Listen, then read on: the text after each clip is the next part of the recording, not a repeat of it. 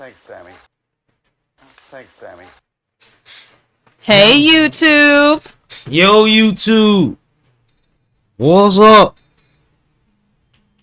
We in this year.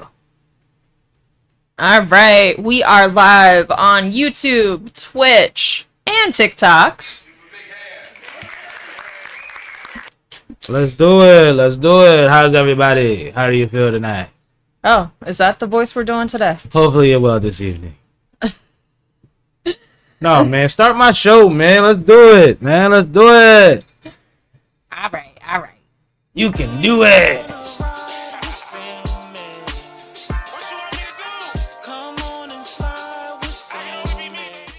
I can only be me, baby. This is Sippin' with Sammy. I am Mr. Fly Shit Only, the one and only Sippin' with Sammy. Sam Malone, Barstool Rug. If you ain't sippin' with Sammy, you ain't sippin' right. Please get your fucking life together. Yo, Twiggy. Damn Sammy, damn Sammy, damn Sammy, damn Sammy, you done fucked up. Thanks, Sammy. Thanks, Sammy. Yeah! What's up with y'all, man? Happy Monday, happy hour, all that flyness. We are here to entertain and to enjoy ourselves with you. If you are on any of the platforms we're streaming on, please feel free to join us in the chat. Give us your feedback, but be patient with us on our responses because we have to get through quite a few topics every time we do this. But we definitely want your input and we will respond. But don't cuss us out first. We on our way. We on our way. It's all good. Like, comment, share, subscribe, all of that flyness. Y'all know how this works. Today is a good day for me. And hopefully for my co-host, I got Kay from Fine Productions in the situation with me. How you feeling? I'm feeling great. Living the dream. Awesome. Awesome. As always. That's what's up. That's what's up. I feel like this light's a little extra bright on me. Yeah, you got a lot going on with the light. You might need to tilt that bottom up a little bit. Yeah. Anyway, you can keep talking. Yeah, so today we got a great show. We got a lot of good topics. We starting to get into this little role where in the beginning I used to feel the need to like have so many topics just because I didn't know how many anybody else would have or anything like that. But now I can have 3 topics and I know we still gonna be on this Mickey Ficky for a couple hours. Cause Kay's been on her job. Shout out to CCASH. He'll be here in a second. He's been on it. And yeah, so a lot of dope stuff. We're gonna see how much of it we can get through. We probably touch on 98% of it as usual. But yeah, it's a good night. It's a good night. I'm about to just give this light back to you. All right, let me have the light. I'll take it. See, you be trying to take all my stuff. Now. Let's not be absurd. Let's not be absurd. That's how she talks to me, y'all. But yeah. Weekend recap. Yeah, let's do it. Let's do the weekend recap. Let's do it. Let me find my graphic. Get down on the ground. Oh, that was the wrong song. My bad. We're gonna have a funky good time.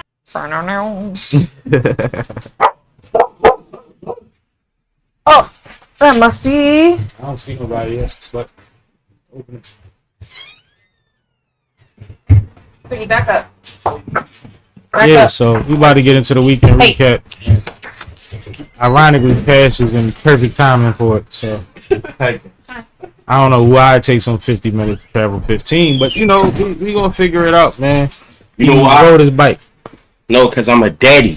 That's why, nigga. Oh, so you lied to me. Because I shot the club up and you didn't. You lied to me. You lied to me. No, I was on my way, but I had some things to handle before I made my great escape. Some shit you will learn when you become a daddy.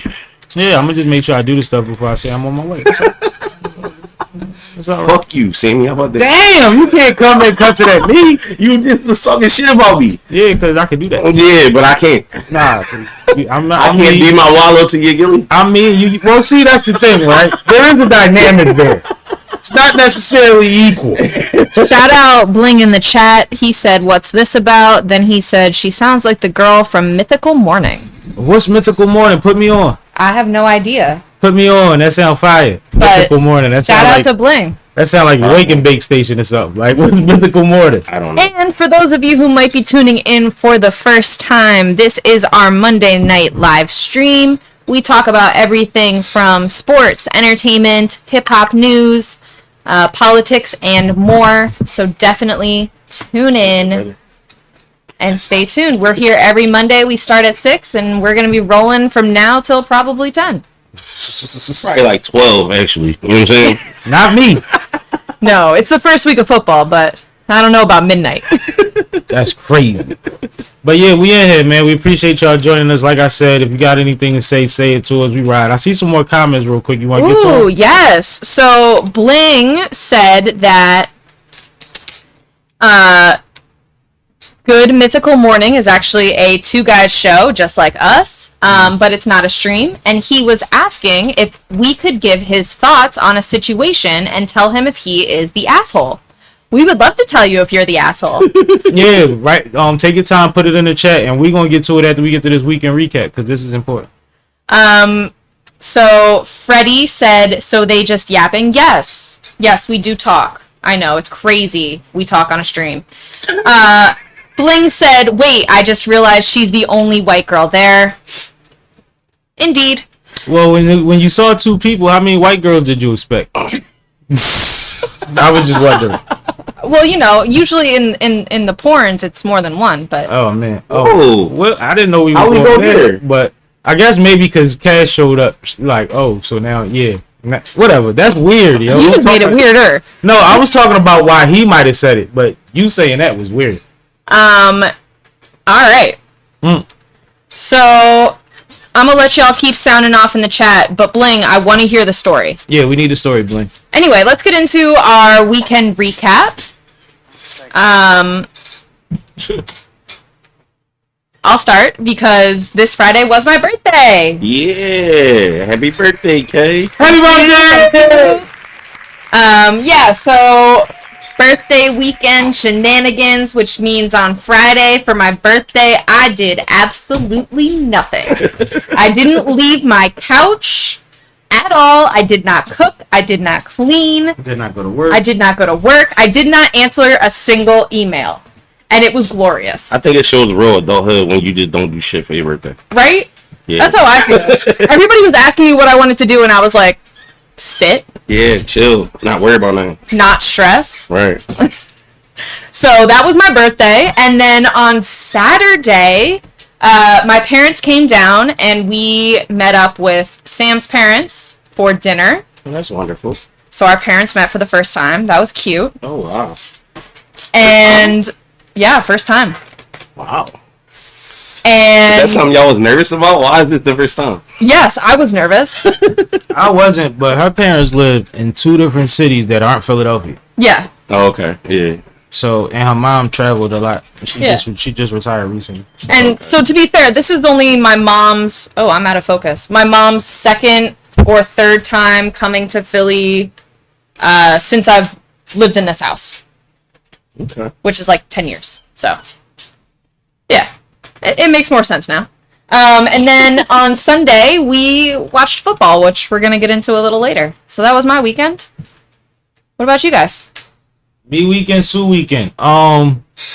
Except right before the weekend, I got with DJ and I shout out to the kid. Nice. Apparently I'm gonna be in a movie because he needed some extras. I showed up and spent 5 hours waiting for about 5 minutes of 5 seconds of the movie. You know what I'm saying? Yeah. That's 5 how I minutes, go extra. 5 minutes of shooting for my 5 seconds. Hey, man. But it was a vibe. Everybody was cool. I got to bump into some of my brothers. Shout out to Mad Labs and Fat. So I ain't seen them in a while, and actually got to chop it up with them for about a good hour, which felt good. Wonderful. Felt good. So I definitely want to shout out Nah for always working and always making sure that there's space for whatever I want to do. You know what I mean? He do that for everybody, for real. Mm-hmm. And then on top of that, it was a double blessing because I got to get with my boys, man. And we gonna have Mad Labs through here real soon. He got big productions going on. He traveling all over the place. Big actors on set. He doing his thing, man. Mm-hmm. Came a long As way he should. following us around with a camera, man. Right. Absolutely. Real rap. So That's yeah, anything for you? Yeah, Friday was kind of normal for me. I don't think I did anything major. Saturday, we got a chance to get my boy Boss Beneficial on his first Battle Academy debut. Hey, Yeah, Versus, big deal. versus this guy named Rod Triller. It was a pretty good battle. Wait, Raw or Rod? Ra. Yeah, it's Ra. It's like R-I. Okay. He's R.A. It's R-I. Okay. I think it was a pretty good battle. They only had like 4 days prep. That's tough. Yeah, it was kind of a, the thing that they do, Battle Academy is Rec Chaser, and they kind of do spontaneous situations. But again, I want to give a shout out to Touch Money 9. Yeah, nah. And the whole Battle Academy staff for having my guy Boss on there. Boss They said Nah lined it up too. Yeah, he did. Boss had some turbulence. But I think it'll be very good for his experience level, with him being in his second battle and battling the guy who has about 18, 19 battles in. Yeah, Boy said he been battling for a while. He said he That's battled what's up. everywhere. He said he battled out the country. Yeah, he told me he had like 20 battles, stuff like that. So, he was pretty prepared. What he did was like a veteran move. He probably like compiled some stuff that he never used before, and it showed that he was a little more prepared than Boss. But Boss had some very relevant bars and stuff that he was trying to get off, and it showed that it would have been a lot of a better battle if he was more prepared. But like I said, they have 4 days prep, so. No, shout out to Boss, shout out to Stiz, shout out to Nah. Yeah, for sure. But I was on the face-off joint on the live stream, and homie did say his bars was done when he heard he had the battle, so I feel like he recycled a lot. He had some neutral shit. Yeah. I don't want to say recycled. He probably just he went to the memory Rolodex. Yeah, that's cool. There's nothing wrong with that. So no, shout out to Boz, man. Keep working, bro. Yeah, for Absolutely. sure. They saying good stuff about you out here, boy. Yep. That's fire. That's fire. I think we got the story, didn't we? Yeah, no, we got a lot of comments to catch up on. I'm trying to hold our place. All right. Yeah, Sunday was regular too. Nothing really to speak on. Regular shit. I just want to say, what? My boy is about to be 9 months. It's almost been a year, guys. Oh He's man, my getting guy, so big. my guy. Yeah, that's I like saw my the recap every day. the reel you posted of him with your daughter and everything. And Yeah. that's super cute. Yeah, that's my guy. No, that's Look the at you homie. being dedicated. Yeah, Shout shout out out, Peen. Shout shout out Peen. to Sincere, and shout out Coda, my babies. Absolutely. No, that's fire, man. I didn't even realize it been that fast. Yeah. So let me catch up on the comments real quick. So when we left off, I made a humorous joke about porn. So obviously there's some comments reacting to that. You're welcome. Then Bling said he's going to go into full detail, so pay attention, unlike if your boyfriend is cheating on you. Happy birthday. Wow. Wait, what? And then Bling asked, do they smoke Phillies in Philly? Hell no. No, they don't. Yeah, not no more. And the crazy thing is, it was never the lead role in Philly because it went from Optimos and all of that shit to in Philly. I don't know, cause you got me a little bit, so you can speak on your generation. I'll speak on mine. Yeah, and then Phillies was like, one thing about Phillies, they felt like hitting on weed through a straw, Hit hard, yeah. Yeah. and they burnt fast. Yeah. So they had a small shelf life. Bullets hit your chest like a blunt roll loose. loose, yeah, man. Yeah. yeah. They was talking about Philly blunts. Philly blunts. But to my recollection, when I was coming up smoking, don't try to say home kids. I've been probably smoking weed since I was like 13. But we was fucked up. You know what I'm saying? So everybody had Blunts to. was 50 cent. Yeah, blunts was 50 cent. We was anteing up the money to get the weed, and that's what we was using because we was fucked up. We ain't had no pack of backwood money. Not a lot of times we probably put all the money together between 4 people. Most of the So- time, It's not that deep, guys. I gotta move on. we got it. I'm saying, like, Heath Slater said, gun to your head, name 3 French Montana songs. Go. Unforgettable. I ain't worried about nothing, and Trap House. Okay. Gun to my head. Gun, Okay. Now gun to your head, motherfucker. You did good. That was actually great. I'm a rapper. impressed. Like, you ain't about to do that to me. So, now time for the Bling story. Are you ready? Yeah, let's get it. All right. So, he's studying to be a mechanic and about to get his degree. And he needs to do an internship and fill in the hours. And of course, it's not paid, obviously. But the boss does pay him under the table. It's only $100, which is basically unpaid. But anyways, that's not important. We'll get back to that later. So the mechanic shop where he's working at, the internship, is dirty as hell. And the tools are a mess, hard to find. The boss pretends to have it clean when in reality he only cleans the front of the shop and the back is dirty as hell. Filled with mosquitoes, the bathroom is barely a bathroom, just a tiny hall, no door. The bathroom doesn't have a seat cover on the bathroom sink. There's a bucket under it that catches the water, and then you got to drain the bucket, and you got to drain that into the toilet. So the bathroom is a breeding ground for the mosquitoes because it's always open, and the boss is terrible. So he tells Bling to do something about it, and then he gets mad when Bling doesn't do it fast enough. So then he does it himself, and he screams when Bling does something a little bit slow. Also, the shop is outside, so it's hella hot, good for the mosquitoes, and the boss just rushes him around when he does stuff at normal speed, and he's trying to do things slowly because it's a mess in there. So it's difficult for him to, be able to do his job in a timely fashion, and he's getting yelled at the whole time. Meanwhile, he's getting his ass ate by mosquitoes. Wait, what? By mosquitoes. No, Diddy. Okay, you can't say that like that. She said by mosquitoes. By mosquitoes. You realize we're streaming. I'm allowed to say salacious things. I never would have said that like that. I'm just saying. Cool. You're a battle rapper. I'm not. All right, you're right. So Bling said, if the boss tries to defame him, he's going to get back at him with him paying him under the table. So remember, he pays him under the table. So this is the one piece of leverage that Bling has in the situation. So if the boss tries to come at him over this internship, he's going to come back at him being like, yo, you pay me under the table. I could get you in trouble on the taxes side. So, question is Bling the asshole? No, the boss is the asshole, but Bling might also be slow. Now, to be honest, when you say a work area is junky, just imagine every time you're a bartender and every time you need Hennessy is somewhere different.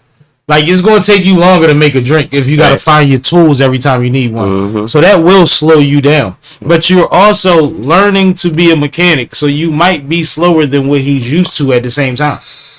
Right? So your boss is an asshole because your work conditions is horrible. You're an asshole because instead of just exploiting the work conditions, you want to talk about $100. Oh, wait. So, of course, that wasn't the end of the story. Oh, all right, let's go.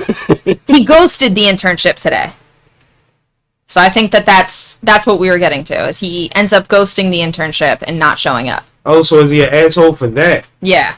How many hours did he sign off for you, and did you figure out an alternate route? That's a great question. How many hours did you have left? Right. So, I'll be honest, this reminds me, I took an education course when I was in college, and part of that course you had to do, like, sit-in hours where you observed a teacher. And they sent me to Overbrook the first time, which is great. And then they sent me to Haverford High School. And I was used to Overbrook. So I was chilling. I was just, grading papers in the back, doing what I normally do, working other jobs, whatever. When I got to Haverford High School, the teacher never really said anything to me. I was covering a study hall, so there wasn't really anything to observe. But this teacher decided to go back to my professor and tell them that I was grading papers in the back of her classroom and not paying attention and not trying to learn. And my education professor actually pulled me aside and was like, is this true? Of course it was, but I didn't tell her that. Right. So in that scenario, I guess I was the asshole. Oh, there's more to the story now. I was waiting for it. That's why I was sidetracked. But anyway, so Bling said, and to be fair... And Bling, we about to cut this short on you, but let's go. To be fair, the Hennessy is always in the same place. But the problem is... There's a lot of Hennessy's today, and also the Hennessy is not labeled properly. I like that you played into my analogy. Let's do it. Right? A lot of Hennessy's. Let's do it. Yeah. So the shop priest basically throws oil and some soil and coolant on, which I'm pretty sure he's not supposed to do. And the boss or the only other employee didn't bother to call and check on him when he ghosted. So I guess he's that insignificant is what he's saying. And You save $100. he's done it for about 56 hours or something. And he's only about 2 weeks into the internship. What city you in? But bro, you're not necessarily an asshole. I've worked in some horrible jobs, but horrible conditions is a beast. Mm-hmm. You know what I mean? Like working, being underappreciated, being overworked, all of that stuff. Yeah. But when the conditions is bad, you gotta save yourself at some point. You don't know what's biting you in that motherfucker the way it sound over there. Like you just assuming mosquitoes at this point. Right, Can I be honest, though? HR or some shit. Have you guys ever used the bathroom in an auto shop? Because I have. Yeah. And I've seen bathrooms that sound exactly like that on a regular basis in our auto shops. So I don't know if you're in Philly or not, but like this sounds kind of normal to me to be working in an auto shop. So maybe you just need to know when you're too bougie for a joint, you know? You gotta go somewhere else. If I'm getting mosquitoes running down on me, like I ain't going back to the bathroom. What's that, Balenciaga? What? Never mind. Back? Yeah. Oh no. Brilliant. I ain't into all of that. It's just a sturdy bag. No, but I Leather, appreciate too. the story, bro. We gotta get on to some of these topics, something man. But heavy that was in fun. That was fun. Good luck, though. Yo, get your hours. We got one more comment question before we Yeah, go ahead. get into it. Do it. Do it. Angel Hole asked us in the comments, Ashanti or Alicia Keys, who is more beautiful? It's a tough choice because they're both beautiful women, but who do you guys pick? Ashanti or Alicia Keys? Yeah. She said beautiful, so we're talking about beauty alone. That's hard though. They both pretty. And they're both gorgeous. They're both gorgeous.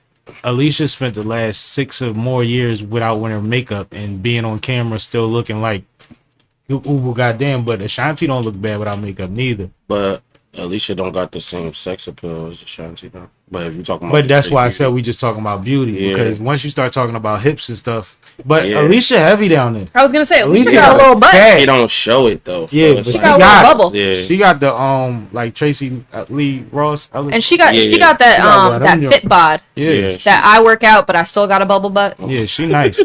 I don't know. I would call it a draw. Yeah, that's kind of a draw.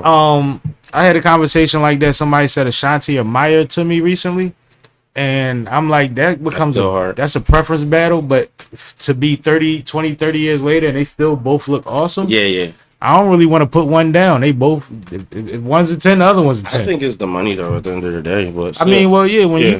you could have cooks and you could have Take care of time. yourself at a But certain part level. of your job is to make sure that you stay in shape and eat right. Yeah, You know, it's different, and you grow habits over time that you don't really shake.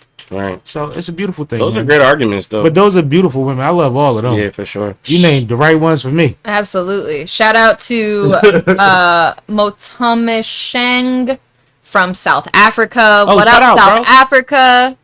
And he said, what are some of the black experiences that you go through? You think we are black here, that you think that blacks here don't necessarily go through in South Africa. So what do you think is different between being a black American and being a black South African? I ain't never been to South Africa.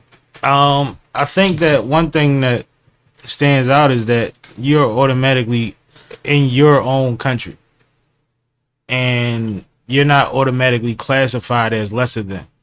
Even in 2024, we have a society full of people that have immigrated here recently that'll look down on black people just because of what they understand, whether it's through the history of this country or through how we're treated in this country. Absolutely. And I think that hopefully most places in Africa don't have to go through that. All the people that I know that went over there said that it feels different. You feel like you're at home. You feel like the closest thing we got to that is Atlanta, and that's not ours, but it feels like ours because we see us doing everything out there. Right. And, And South Africa is a particular case just because it's post-apartheid. Yeah, I so was they about to have say. a lot of the same racial issues that we've faced here in America. and that was what I was about to say. Now, because I do know that South Africa just got through apartheid, But I wouldn't assume when you say Africans in general, I would assume that a lot of the times y'all don't feel like you have to walk out of this house and prove yourself to society every day. Right. I would hope so. I would hope so. And now, last thing before we finally get into some sports, Bling is from Puerto Rico, and he also agreed that in conclusion, the boss is the asshole, and he is as well. My man Bling, man, good talking to you, bro. And stick around, man. Don't run away after we did all this time talking about your story. Absolutely. No, but definitely good luck, man. I wish you the best. All right. It is time. Bling is witty as hell. Let's talk about it. Let's get into some sports. Let's do it. What are we talking about, Angel? Yeah, we could start with WNBA. Why not, right? Why not? We said sports, and you went straight to Angel, huh? You got a crush? Nah, not really. I don't really like tall chicks. Angel's like 22. That's kind of eerie for me. That's fair. I got football numbers, a little bit light football numbers. So for me to date somebody 22 is kind of, yeah. I ain't gonna lie. I wouldn't be going for that if that was my daughter. At 25, as a millionaire, whole nother animal. It is. But she's 22. You right. Yeah, plus, you know. No, and I'm not saying I would go for it, but I mean, like, that's not the same 25-year-old. It's not. That's a 32-year-old at that point. I don't know. It's still mental barriers. No, I can't. I don't want to talk to you about none of the stuff you want to talk about if you under 30. Like, I'm not interested in none of that. That's what I'm saying. Like, and you could be advanced as hell, but at some point, I'm going to be looking at you like, what? Yeah, like. Yo, I'm watching TV, yo. But no, I heard she had an injury. But go ahead, take it away, Kay. Absolutely. You got so, facts. let's start with the standings. So you can see I just brought them up. These are up to date as of today, and you can see last week's there as well. So, some things that have changed is that Indiana Fever and Phoenix Mercury have officially clinched their playoff spots. Additionally, after the Dallas Wings lost to the Atlanta Dreams, they are now eliminated from playoff contention, as well as the Los Angeles Sparks. So, what's left to be decided? Like I said, the playoffs start on September 20th, and the top 8 teams in the league get in. So at this point, everything is settled for the top 7, but we're still waiting to see who that 8th pick is. Will it be Chicago Sky? Will it be Atlanta Dream? Or will it be the Washington Mystics, who are currently a couple of games behind? So what do you guys think? Do you think that it's going to shake out to be Chicago Sky, or do you think that Atlanta Dream is going to take the playoff run away? In my opinion, I believe that Atlanta gets it. I think that, one, Chicago was horrible last year. That's why they had the second pick. And two, when you have somebody like Angel that, regardless of what she still has to learn, she's contributed a heavy around the basket in the paint presence that you get accustomed to. Yeah.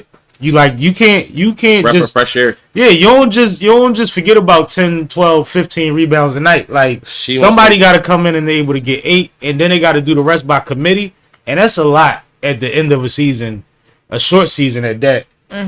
You know, female Shaq type shit.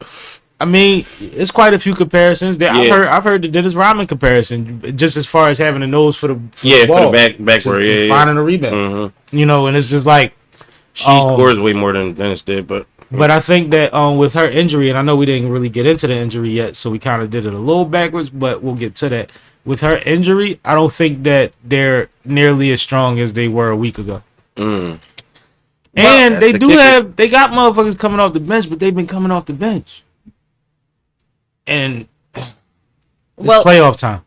Let me talk about it. So, since we're alluding to it, Angel Reese did announce over the weekend that she will be out for the remainder of the season due to a wrist injury. It seems like that was something that was bothering her for a while, and unfortunately, after a reevaluation after her last game, the medical staff decided that she had to sit for the rest of the season, which most likely implies that she might also need either extensive rehabilitation or some surgery. No, she's getting heal. surgery. is this her shoe arm? She's getting surgery.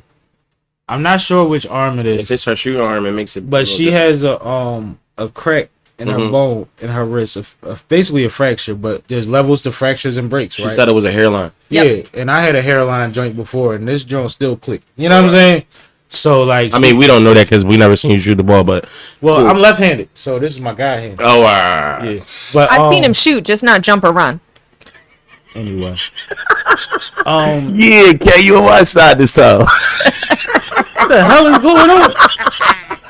But she's gonna get the surgery, and you know how surgeries go of this magnitude. It's 3 to 8 weeks of healing, and by the 6th, 7th, 8th week, she'll be easing her way back into whatever she could do. But physically, you don't need your hands to work out. Right. You need your hands to do around the bed, shots, but you can work out, get right. Yeah. It's exercise you could do. You can work on your feet. Yeah. All type of stuff. But my exercises, I need my hands to work on. Yeah, but not her. No, I mean, there's plenty of stuff that she could get done. And she said, I think what I really liked about her statement. Did you want to read the statement, or should I just speak on the highlight? I was gonna interject and said that Bling does push-ups on his fingertips, so you could still kind of work out. Okay, Bling, I heard that. Well, not with your wrist broke. You need No, he said after a wrist injury. He had a wrist injury a couple of years ago. Oh no, yeah. So you got back. That's yeah, good. but you don't play basketball, so it's a little different. That's good. But no, I mean, there's like I say, it's stuff that could be done. But my point is, when she made the announcement, I think it was a tweet or an Instagram post. Yeah. She said that I get a much needed break to relax my body and my mind, and to get situated and to get better. That's something we've been saying for a while. And we know that she went straight from the tournament to the draft, to the league, to arguing about if she was going to be in the Olympics or not. Like, this is all happened in a short amount of time. In real time. And she got to sit down. If she got to sit down, more power to her. I'm not mad at it. Think about it. I'm a little salty, but I'm not mad at it. Right. She hasn't had an off season because college basketball, you're in season by November. So she hasn't had an off season since last November. Right. That's crazy. It's a lot of work. And a lot of the flack that she's gotten because of some of her shortcomings on the court is because of that. She hasn't had it. That's not like a young boy that goes from college to the NBA and has the summer league and has all this time before the summer league to get in the gym, access to it, to different resources. She went right there and met everybody, and a week later was on the court. Facts. So it's like, yeah, give her a break. Please heal well, take your time, but don't injuries can be depressing. Don't let yourself get dark. Keep talking about what you was talking about in that post, how much you accomplished and the kind of role you was on, and we're gonna keep seeing you do great things. I got an average of the triple double. Yeah, she said you're gonna be the biggest cheerleader. Yeah, I seen her in the highlights on the sideline going crazy, bust down. But that's her energy. Yeah. You know what I mean? I like her energy. And she like to lace her teammates. All them sponsors and stuff she got, she be dropping off drop-offs. You know what I mean? She ain't the only one with the bling on all the time. Yeah. Like, she play the game with them, so I like it, man. Right. Shout out to Angel, man. Get well soon. Absolutely. Get well soon. So I don't want to pass by. You are an inspiration, young lady. This WNBA section without saying the name Ryan Howard. Man. Ryan been going crazy this week. So, if you have not been following, Ryan Howard is one of the stars of Atlanta Dream, and she has been putting the team on her back these last couple of games. JanSport. So, they recently played the Fever over the weekend, and unfortunately, they lost in overtime, but Ryan Howard had 36 points, 4 rebounds, and 5 assists. Crazy. She was out there working. She was on some Asia Wilson shit. She is a guard. No, forward. Oh, all right. She played at 3. Yeah. Yeah, she's a small forward. Well, there's not even really 3 and 4 no more in basketball. No, not really. Not technically. Not when you get to the pros. Yeah. Everybody's flexing, and all the centers is really power forwards. Like, it's no. Yeah. Yes, Bling. She is named after Ryan Howard, the Phillies player. Oh, that's crazy. Shout out to Ryan. He made my cousin a lot of money. My cousin used to manage Ryan when he got his big deal. But it's spelled Ryan like the river. I want to be clear. Yo, she dope though. She dope. Check her out. Make sure you guys check her out. She is killing the game, and I think YouTube the highlight joint, not now though. Absolutely. I think that the Dream will end up clinching the last playoff spot. I think with Chicago Sky losing Angel Reese, I think they were also going to lose their playoff contention, and the Dream is going to slide in and take that spot thanks to Ryan Howard and Alicia Gray. And not solely because the Dream have been on a run. Absolutely. They've been cooking lately. And they have one of the things that I pointed out when they were playing is that they have one of the most robust teams in terms of ball movement and just constant threats. Even if you take Ryan Howard and Alicia Gray Gray is that work. out of contention, there's still 3 other big shooters on that team that can get you 15 plus a game. Yep, that's a fact. So Check you out. they are a good team. I expect to see them clinch that 8th position into the playoffs over the next course of the week. And they do have 2 head-to-head games left with Chicago Sky, which will probably be the ultimate decider in terms of who goes to the playoffs. Fire. Yo, I'm excited, man. WNBA has been entertaining me all season.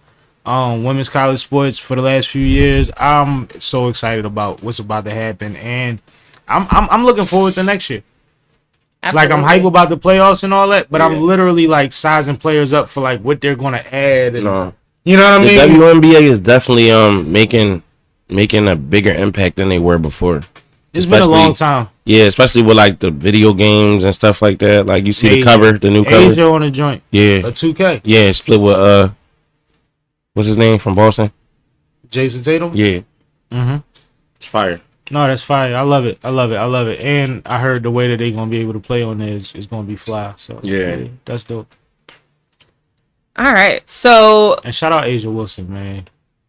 OG said she more like Kobe. I said I'm tending to agree with that a little bit. It's like you got a crush on somebody. Asia's gorgeous. I'm not gonna lie. So it's okay. It's okay, Kay? It's fine with me. Asia's okay. Shout out to Bam. Okay, KK. Shout out to Bam. Trust me, I got about 20 on my list before we get to Asia. Yo, WNBA. funny as hell, bro. About Y'all 20 crazy. before we get to Asia. Y'all crazy. I thought I was in a wild life situation. What are you talking about? Oh, no. Whoa. You are putting way too much on us. Just because we're not going to sit here and get jealous over celebrity doesn't mean I swing. God. I didn't say that. I don't know why Yo. this has been off the rails since we started. Yo, y'all is like going crazy It ain't today. me, it's y'all. Y'all bugging. I just was bitten. I just was Y'all. teasing, and then Kay went crazy. And then for the second time, first time she said something about porn.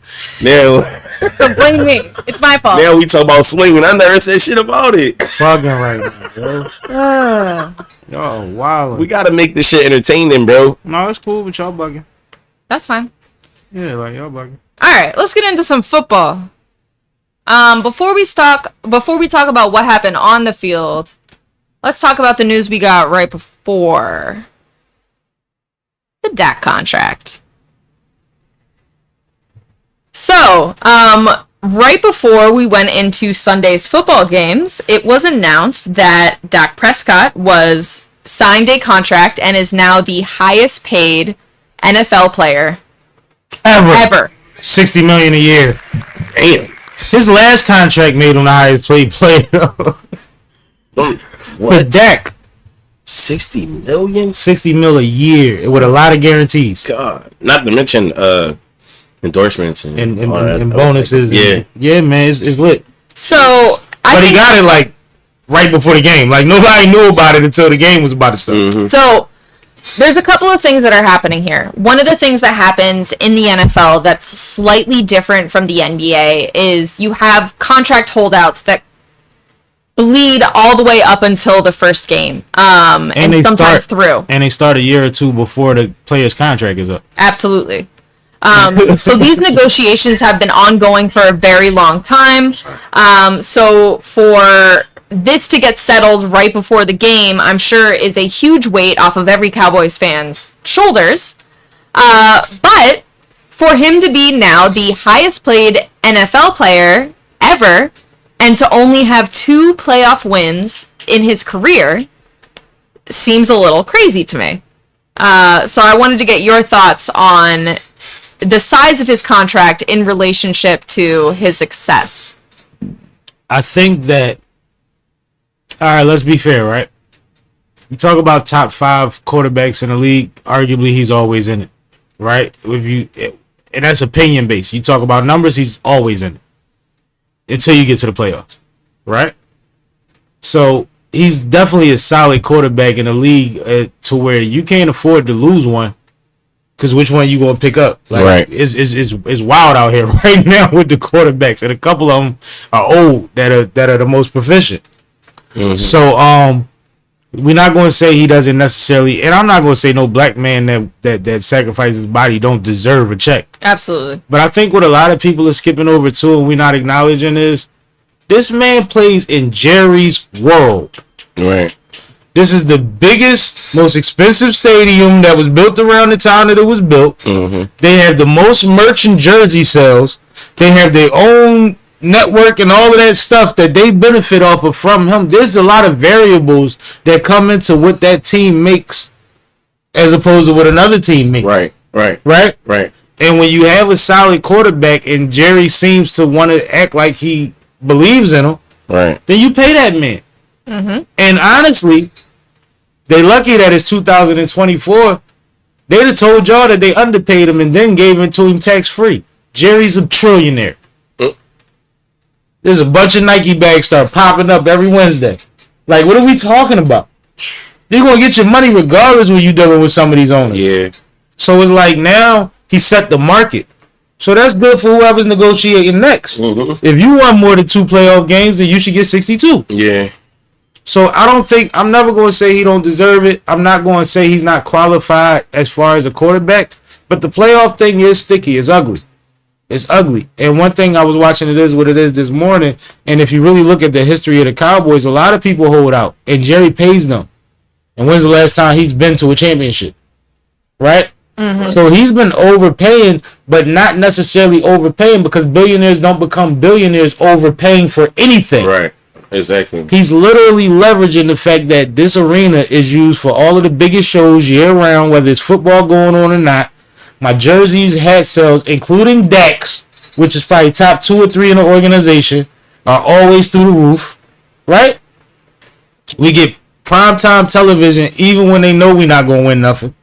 Right.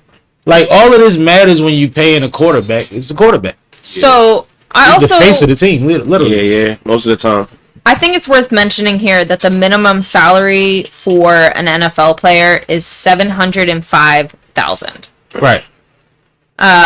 So when we're talking about $60 million a year, and the basement is $705, You talking about sports. right? Like when the basement is $705, that makes this $60 million per year contract seem like, okay, I get it. Yeah. I understand. Yeah. Because you know who gets 700? No. Never seen him. Not at all. Never seen him. He taking home $750,000 and you don't even got to, he ain't got to twist the ankle. Crazy. He don't got to do nothing. He plays special teams. You get hurt in practice. Like, it's like being a sparring partner, like, at that point. Like, when you got a big fight and we go away and we working out in this camp, right? Yeah. You got 6 sparring partners. We rotating rounds. Right. I'm in one round. Next round. Right. Like, bro, you 700. That's that guy. Yeah. You ain't even in on that many. Mm-hmm. In practice, you ain't getting that many times on the field. Like, Yeah, but touching the ball. yeah, like cut it out. There's Blink- money out there. Blink said $6 million a year or $60 million a year for a little brain damage. Oh Lord, why am I a mechanic? I heard that, but Great you know question. what? Yeah. What's brain damage? Football period? Yeah. Yeah. No, the CTE You thing actually is have to big be a deal. great athlete though too. Yeah. Like, But you know, the twist about it, these guys are gladiators and warriors. They know what they sign up for, and 9 out of 10 of these people, family and lineage is better off facts. for the situation. And as men, we risk our life, freedom, and health. Like, you about to be a mechanic, you can get hurt every day at work. Facts. If anything happens, if somebody neglects something next to you. I thought battle rap was a fucking trying sport. Can you imagine somebody tackle the shit out you and you just can't do nothing? All you can do is run or spin or whatever, and once you get slammed or whatever, that's it. That's why I ain't never played football. Because if you really hurt me on a catch, I'm gonna want to do something to you after this. or watch the stand. Watch the stance. If I don't get up in 30 seconds, so people gonna start walking and they are not going for hot dogs. Yo, this shit about to get toured. You know what I'm saying? Like what? Crazy. No, but one thing, I always had god brothers and homeboys that played football at a high level, and they used to tell me about the bottom of them dog piles. Yeah. Niggas be spitting in each other's helmet, breaking each other's fingers, all type of poking. Dirty shit. I know dirty shit go on. You can't see nothing for 10 What seconds. the fuck you gonna see? For 10 seconds, you can see the dude on the top, and you trying to hope the guy on the bottom is alive. Bro, we used to be playing. I remember, shout out, damn, bro, it's crazy, bro, but it's crazy as random this shit came up, and I ain't gonna hold it up a lot of time. But Free Brahim, bro, this is a guy I used to play on the block with as a kid, but he got wrapped up into the streets. He ended up getting some football numbers, but free that bull. Long story short, me and him used to play 1, 2, 3 hole, bro. We both was like husky, stocky niggas, but he was taller than me. We used to be like punching each other on arms and shit while we was running, like trying to get a route and shit. Just like, nigga, I ain't letting you get a catch. I don't care. You know what I'm saying? We used to play stop the motion on concrete. What? Like, that shit gets dirty. You know what I'm saying? So, shout out to him, man. Shout out to that man. We used to be at school in the parking lot playing stop the motion with a tennis ball. Yeah, y'all was different. We was wild, bro. A lot of dope people came out with me, though. But, you know, them football players risk their life. You could fall on your neck or something and be over. You know what I'm saying? You could, man, the crane just fell on somebody's van in Philly a couple days ago, man. 2 people, you know what I mean? Right. Like, it's crazy. Shout out to Such a Lady Entertainment. Yo! Hey, y'all. Yo. What up? Then she actually leads me into my next topic, which Fire. is, who would you guys want to perform at the Super Bowl, Wayne or Kendrick? Dot. That's about to get nasty. I just looking at comments about that. Dot. Kendrick has probably, I don't know, Kendrick has had the time to build up for it. That's why. I mean, yeah, right now the momentum is Yeah, like that's what and I think what's happening is the internet and social media and some of these podcasts, a lot of these podcasts, are confusing people. The Super Bowl is not versus. Right. You do not get to put your thumb on the scale when it comes to who they booking. It don't work that way, yo. The Super Bowl has never been about that. Even with Jay being in charge of booking the entertainment, it's not that. You know what it's about though too when it come down to it? Analytics. Notoriety, yeah. It's about numbers. Yeah. It's a number game. And if you could tell me how many numbers Wayne did over the last 20 years, and I'll respect it. Tell me who did more numbers than Kendrick this last year. Yeah, exactly. And it won't always be based on numbers, but if we're saying last year we had Usher, this year we want to bring it back to hip hop, who do we get? Right now.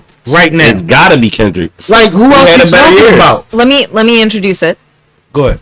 before we get too far down the rabbit hole. In Yeah. case you've been living under a rock, on Sunday it was announced that Kendrick Lamar will be the headliner for the Super Bowl. Commercial is fire, too. He released a joint announcement with the Oh, NFL right now, too. where he referenced that there is no round 2, which folks thought was referencing the thought that Drake wanted to have round 2 of his Kendrick versus Drake battle. Drake announced that there was a round 2 coming. Right. So, with this announcement, first question, is Kendrick the right pick? Which you guys already have kind of said yes. And second question, what sort of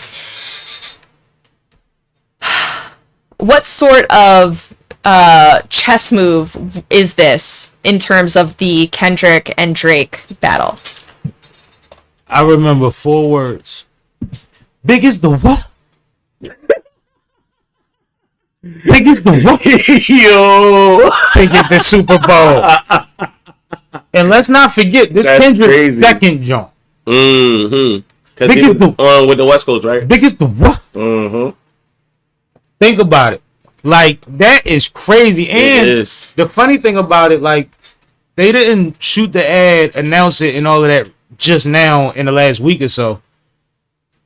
Part of the reason that we might have seen him go back to the 0 Dark 30 is because he knew he had another chess piece coming. Yeah, true. Like, it makes you think about what's been going on in these last couple months since he's had those moments that, like, yo, he probably was in the background like this, doing the Birdman. stroking a kitten on his lap or something like, you know what I mean? Like that type shit. Like I think like it's really some villain superhero moment. And then on top of it, when is the Super Bowl?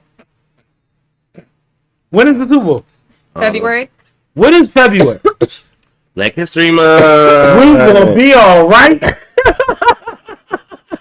Nigga, we gonna be all right. Everything, you feel me? We gonna be all right. That's kind of crazy. And when I wake up, and that battle has his whole angle. The whole angle is that you a colonizer. Or you a colonizer. Bro, it's gonna be ridiculous. That is gonna be stupid. And I'm gonna do y'all one better because I know y'all ignorant and I know y'all don't keep up. He is, if not the highest grossing, in the top 2 highest grossing rap concerts ever for his last tour. And the damn tour broke records before that. This the only and time. I was at the damn tour in like 7th row. That shit was crazy. This the only time everybody don't want to be Drake. Like you really don't put me in that. I mean, he got the money, but I'm just saying. No, like I'm just saying, like I never you wouldn't want to be on that side of I never appreciated Drake's energy. Really?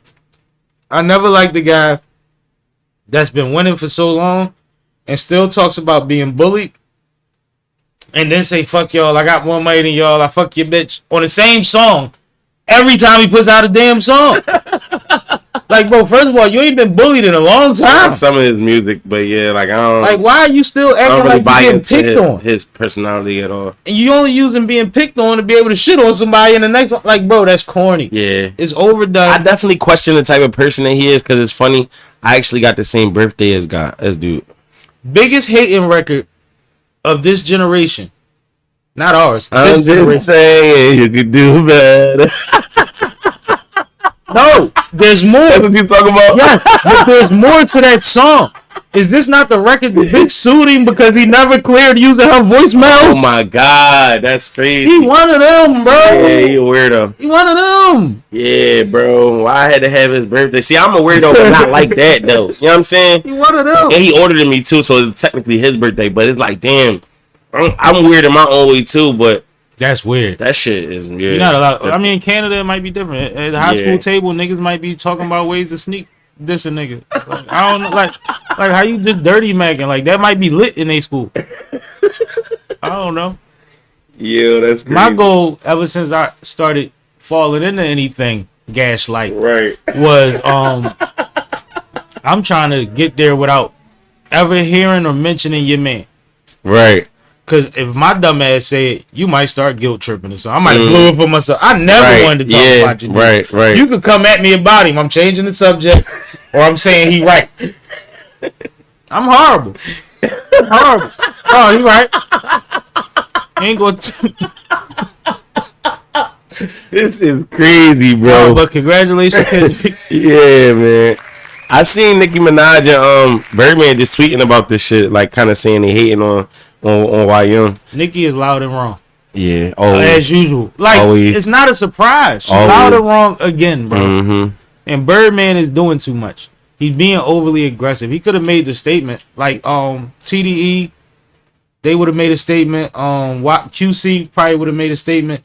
But it wouldn't have been so aggressive like niggas is pussy. Yeah. Like, what? Bro. Like, for you to be this old and this rich and being in the game this long, how are you compelling yourself to still act this way? Like, why? And on top of that, bro, we just found out recently in legal documents that part of the reason that drama happened between two artists that was affiliated with you is because you lied about paying for studio time. Cut it out, bro. So that mean that you was trying to overlap a huge portion of some money. You was running a play. Yeah. Niggas was nothing to wiser. Bro, crazy. that's crazy. Like, no, cut it out, man. Stop going so hard. Stop tweeting so fast. And like I say, they're feeding into the social media and the podcast narrative that since it's in New Orleans, it should be such and such and such and such. Master P is still ahead of the entertainment for that night too. But he's not the halftime performer. Right.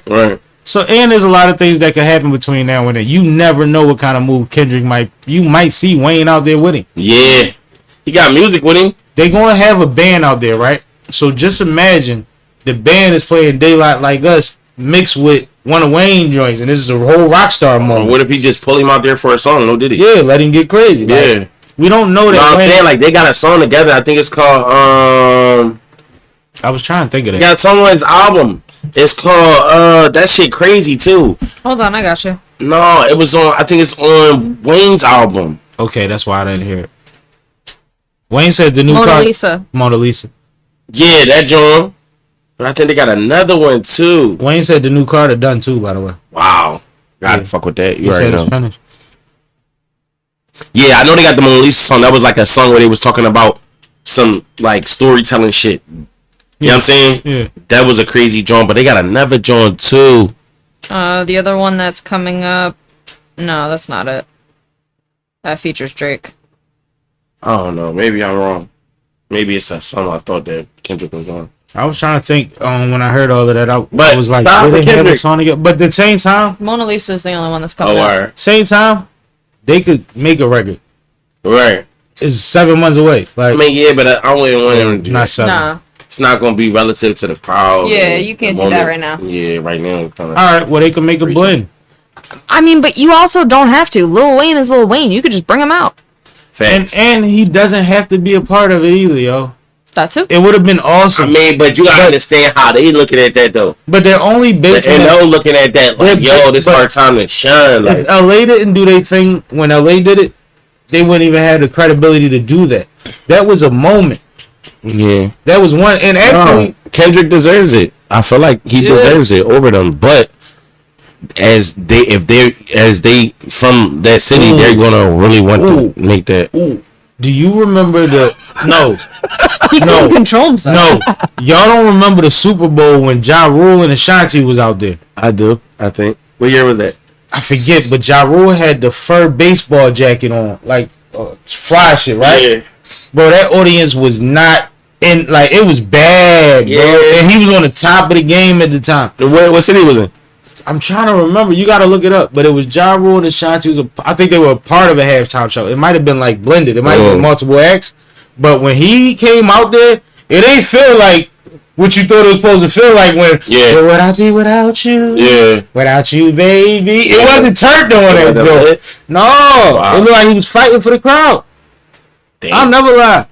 Do you see it, Kay? But you gotta understand how diverse the That's crowd of what a I'm saying. Super Bowl is. So if you want to switch from, and that was my earlier point. If you want to switch from Usher back to hip hop, To hip hop, you gotta go. and you don't want to go with somebody that got the 30 years, you gotta go Right. with Kendrick. Somebody relevant and doing numbers. Unless you get Missy Elliott, Busta Rhymes, you gotta go Kendrick. Mm-hmm. You know what I'm saying? Mm-hmm. Like, that's what it is. Or I mean, you could have went Drake, but you know. Wayne does have an extensive. Oh, Wayne could have held it down. Wayne could have had a hell of a performance. And I think another thing that people don't account for, when they put you on a Super Bowl stage, the biggest performance of the year every year, right? They look at your shows. Mm-hmm.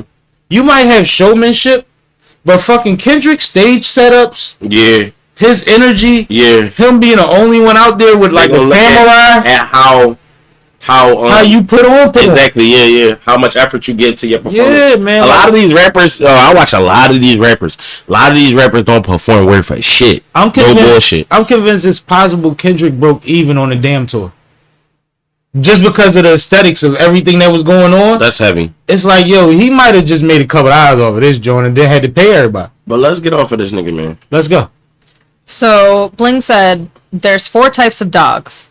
The one that barks and does nothing. The one that barks at specific things and bikes. The one that's quiet and runs. Blaine, you think you my co-host today? The one that's quiet and if confronted will bite. Also, chihuahuas. They got a big ego. They be like rappers. I mean, a lot of them. And I ain't gonna lie, most of the industry is under 5'8". It's crazy. And then he said, just bring Eminem, bruh. And Can't do that. Not doing that. Mm. But you know what's dope? And this is another thing people are trying to get leverage off of. Him saying he wouldn't do the Super Bowl without 50. So they're trying to say that niggas, but that's not the same thing. It's not. all right, let's get into some real football. Let's do it. All right. So one of the biggest question marks coming into this week was Christian McCaffrey and whether or not he was going to play tonight. So I just read the latest report, and he is not listed on the injured list tonight. He is most likely to play and handle his normal workload despite his Achilles and calf strain. That's the quickest way to blow your Achilles out. Yes. So with this being only the first game of the year, and they're playing against the Jets, how do you feel about this decision to play McCaffrey, knowing that he has had these injuries that have been plaguing him through the preseason? I feel like nobody on that staff care about it. There's no way that you're making that decision. Right. You see what I'm saying? Like, you don't get to make that decision. One thing we know is that high calf sprain shit, that shit that KD keep getting. Oh, okay. That's right before your Achilles. Right. Exactly. That's the joint. If you don't get that, if you don't tend to that and let that loosen up, then it pulls on that on Achilles and it rips and it clean off your joint. You can't. That's why all the NBA players start to shoot more. We only seen KD recover from it. That's what I'm saying. But you can't accelerate. You can't. That first step ain't there no more once you lose that though. Not like it was. You never be. Yeah. It's like when Kobe lost it. Yeah. Yeah. Kobe too. But like, no, I think it's stupid. I think it's asinine. I think it's pointless. And I think that it says a lot about the organization, whether it's how they feel about him, or like, do they not believe in a backup, or are they just waiting to get him out so the backup could be the starter? Like, what are we doing? Mm-hmm. It just don't make sense. Not with both things being aggravated at the same time. How good are you out there? Are you 70% with one leg? Yeah, like that's crazy. Well, one lower extremity? Yeah. From the fantasy point of view, Christian McCaffrey was the projected number 1 pick for almost every league that I saw. That's crazy. Including my own. He is a running back who can also catch receptions, gets a ton of yardage, and is typically the first option for a strong 49ers offense. Sound like somebody that got to keep his feet moving and push. In fact, a lot of the offense for the 49ers is built around McCaffrey. Yeah, it is. So, once you consider that, do you guys change your opinion as far as whether he should be sitting or playing? Bro, he should be sitting. They still got Debo. Fuck is we talking about? Right. Like, yo, are we worried about now or later? We was just talking about how much somebody got paid and how many playoff games they won. Right? Right. We went in for the playoffs. We could sit out. He could sit out 3 games. Right. If it means that we can figure out a way to isolate these situations, are you crazy? Because it's not just losing them for a season. It's not getting the same product back next year. No matter how hard he rehab. Thanks. Like, the probability of that is 98%. Like, something's going to be missing, even if it's here or here. Something going to change. It's hard to go hard on something that you know has already been broken. Right. I'm being honest. That's why Vince Carter started shooting, like he said. So, while we are talking about injuries, Vince said, I don't want to go through it. Unfortunately, Jordan Love also suffered an injury. He saved himself from being Sunday. Way worse. Yeah, so Jordan Love is the starting quarterback for the Green Bay Packers, and unfortunately, he is believed now to have an MCL sprain. Yep. And is rumored to likely miss 3 to 6 weeks while rehabbing his knee injury. If he didn't adjust when it happened, it would have been a complete tear. The way they broke it down, he got lucky. The sad part about this is he's a great quarterback. He's dope. He has a hell of a lot of potential. And last year was his year to learn. This year was his year to show. And it's crazy because I was about to say earlier, like, what's my man name? Going out in the first game of the season after prepping and getting there is such bullshit. But when you're talking about an MCL and it's a sprain and all of that, I just hope he get well soon. But yeah, it's bad to see because when you see how it happened when they was grabbing him and it could, man, yeah. So Puka is also just hit the injured reserve list as well. He suffered a PCL sprain this weekend and is likely to miss 4 games. And that's another big target for the Rams team. He's their number 1 wide receiver. Yep. And unfortunately, in the game versus the Lions, he did go down and was out for the remainder of the game. Well, get well soon to both of them gentlemen. Yeah, for sure. It's crazy. You can warm up the football, but you can't. You know what I mean? Like you got to play it to play it. Yep. And stuff going to happen. Yep. It's going to happen. It's going to happen. Collide your body constantly. A car crash every time you get hit. Yeah. Like, is equivalent to a car accident. I don't know if y'all know these that. niggas is over 200, 300 pounds. Man. And everybody's stronger, bigger, faster. Like, no, like, it's crazy. All kinds of shit like, it might be time to make the field wider. Like, motherfuckers is too big and too strong and too fast. It's crazy. You see they did the weird shit with the kickoff. We're going to get into that later. I first want to talk about the Tyreek Hill situation. Yeah, I wanted to hear about this because I seen stuff about it, but I didn't know what it was. Introduce it. Yep. And because I watched a lot about this today. So, prior to the Dolphins game on Sunday, Tyreek Hill was detained by the police on his way to the stadium. During this detainment, he was put in handcuffs. The officers were quite physically rough with him, and the entire situation was caught on camera. So he was released after, I believe it was his manager got involved and spoke to the officers on his behalf, and he was released without being technically arrested. Charged? Yeah, there were no charges. Okay, that's good. And from what I have heard, and Sam, feel free to correct me here, but the incident began with the officers claiming that he was speeding.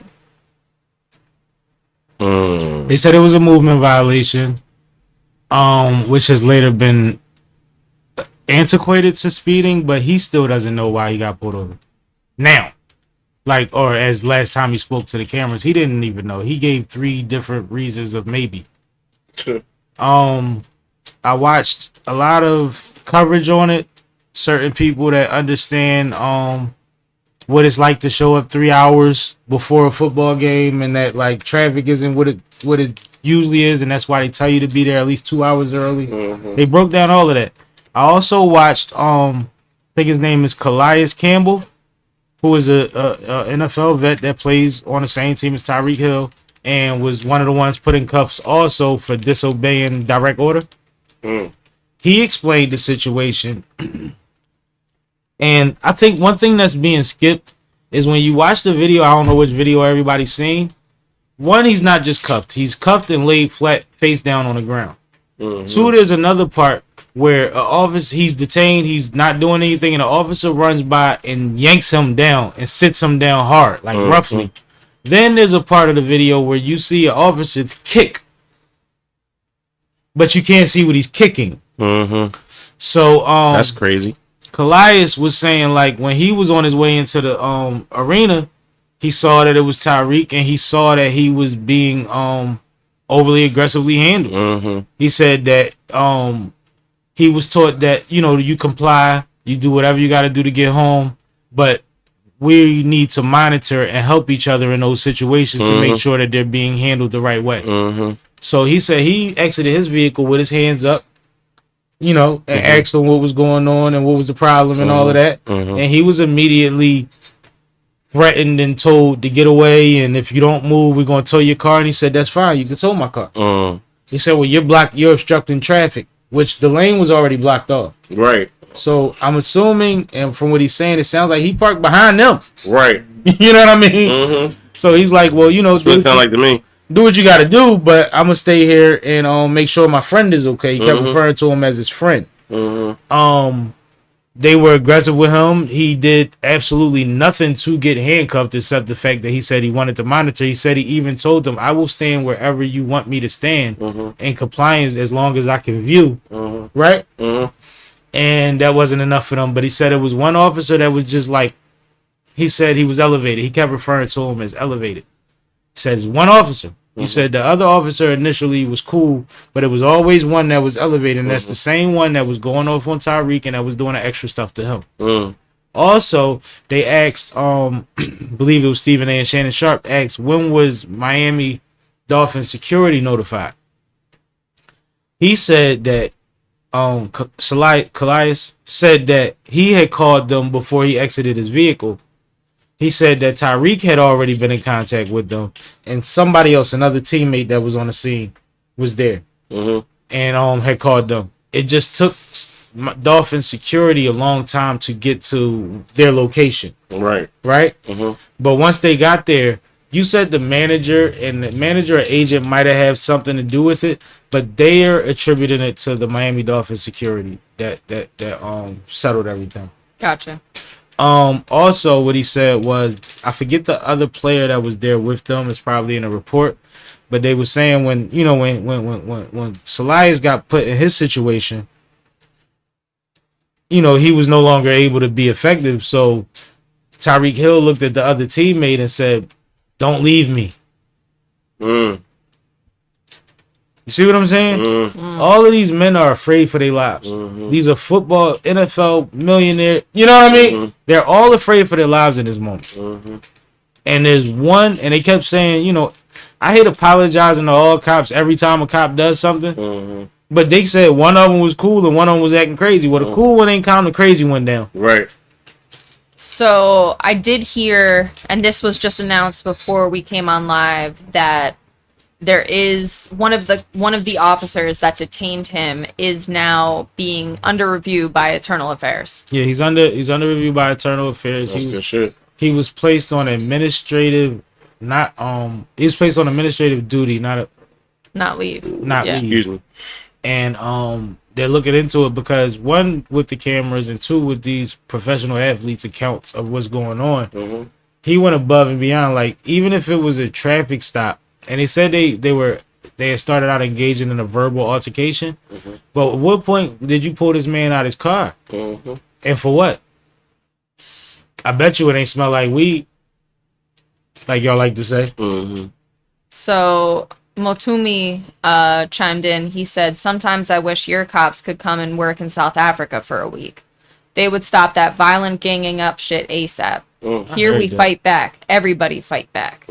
See, that's the difference between y'all and us. And the ones of us that fight back is looked at a different way.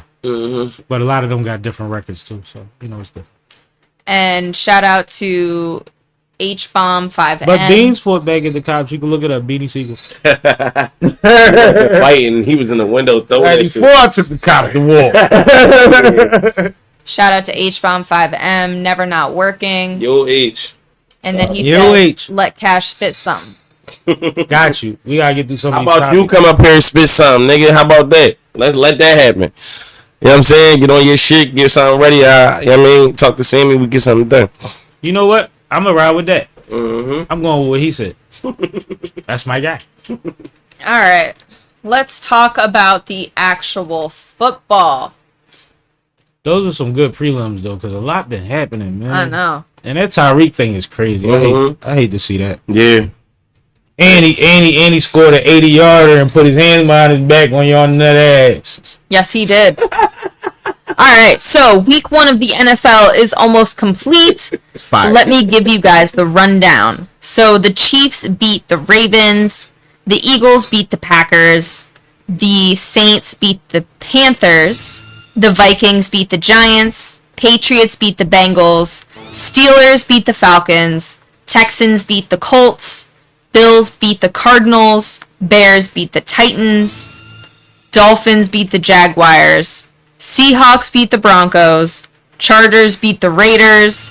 Cowboys beat the Browns. Buccaneers beat the Commanders. Lions beat the Rams. And then tonight at 8:15 is the last game of week 1, the Jets versus the 49ers.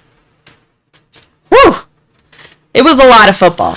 That's what's up. These are all preseason games, though, right? No, this No, this is the first Oh, week. this is first week? Yep. They didn't do preseason no more? They did. They did it already. You, missed it. You slept through it. No, alright, my bad. So, were there any results that specifically surprised you? And now that you've gotten a look at all of the teams and their starting lineups besides the Jets and the 49ers, how are you feeling about this year's odds? Nothing really surprised me. One is week 1. So it is what it is at this point, right? Mm-hmm. A lot. You know what surprised me? Out of all the games I watched, and I'm not, for sure I didn't watch every game in week 1, but all of the ones that was televised here, we watched. And I was surprised at a lot of the mistakes that was so fundamentally 8th grade football mistakes that was going on. Mm-hmm. And a lot of these games, it was just like, it was a blooper reel a lot of the time. Yeah. And it was very strange to see even in week 1, because this isn't preseason game 1. This is week 1 of all the stars is on the field. Right. So it felt really weird. That really surprised me. But as far as who wins and loses, I don't put that much into 1 week of football because, like Michael Irvin said on It Is What It Is this morning, the difference between the shift that a team makes, the changes that a team makes between week 1 and week 2 are the biggest changes you're going to see out of a team all season. Mm. And that's Michael Irvin talking, so I'll take his word for it. Yeah. But I've always kind of believed that, like, game 1 wasn't as detrimental as everybody makes it. Right. So he just confirmed that for me. What do you think about that? Even just that quote. Do you think that's fair to say? Yeah, why not? No, I think, yeah. What you think, Kat? No, I agree. I think you're right. I think that there's going to be some changes between week 1 and week 2. And I think that those changes will affect the rest of the season. I know from what I was watching, I wasn't surprised by a lot of the outcomes of the games. Right. I was more surprised at how close the majority of the games were. Okay. There were a couple of blowouts, like the Saints blowing out the Panthers, Cowboys. the Vikings versus Giants, I seen one game y'all was watching. It was a pretty high scoring game. Cowboys versus Browns was a little bit of a blowout, but 28-35 or something like that. yeah. But yeah, there were a lot of games that were actually very close. There were a lot of very high scoring games. Mm-hmm. So I think that it remains to be seen where things will shake out at this point. I currently like what I saw from... See, this is hard because I liked some things that I saw from a lot of teams, but no team kind of blew me away as like, oh, they got it all together. Mm-hmm. I think one thing that people aren't accounting for, the end of last season and after last season, there is a lot of coaching changes made. Yes. A lot. Mm-hmm. Like a lot. Offensive coordinators, I don't defensive coordinators. Yeah, I'm not just talking about head coaches. I'm talking about staffs. Right.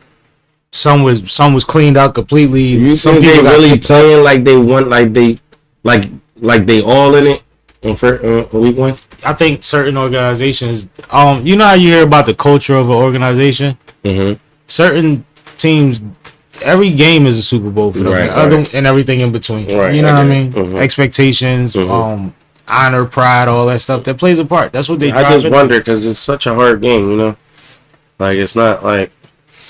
But I listen to NBA players that played for multiple teams talk about the difference between when they played for Pat Riley in Miami. Right. And everybody got to be dressed for warm up, fully dressed in uniform, game sneakers on and all that, with your shirt tucked in for shoot around before anybody's in the arena. Damn. And they line up on the sideline and they wait for y'all to clear the court in a straight line like kids. No other team does that. So it's the same in football. It's people that carry a different game.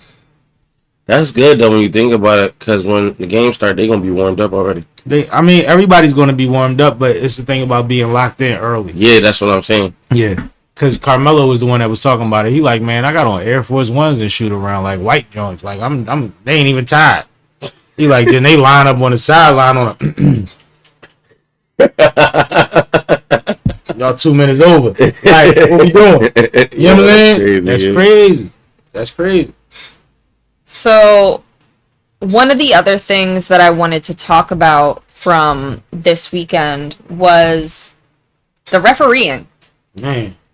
So, I'm going to start with the Ravens versus Kansas City game because that was the first game to kick off the week.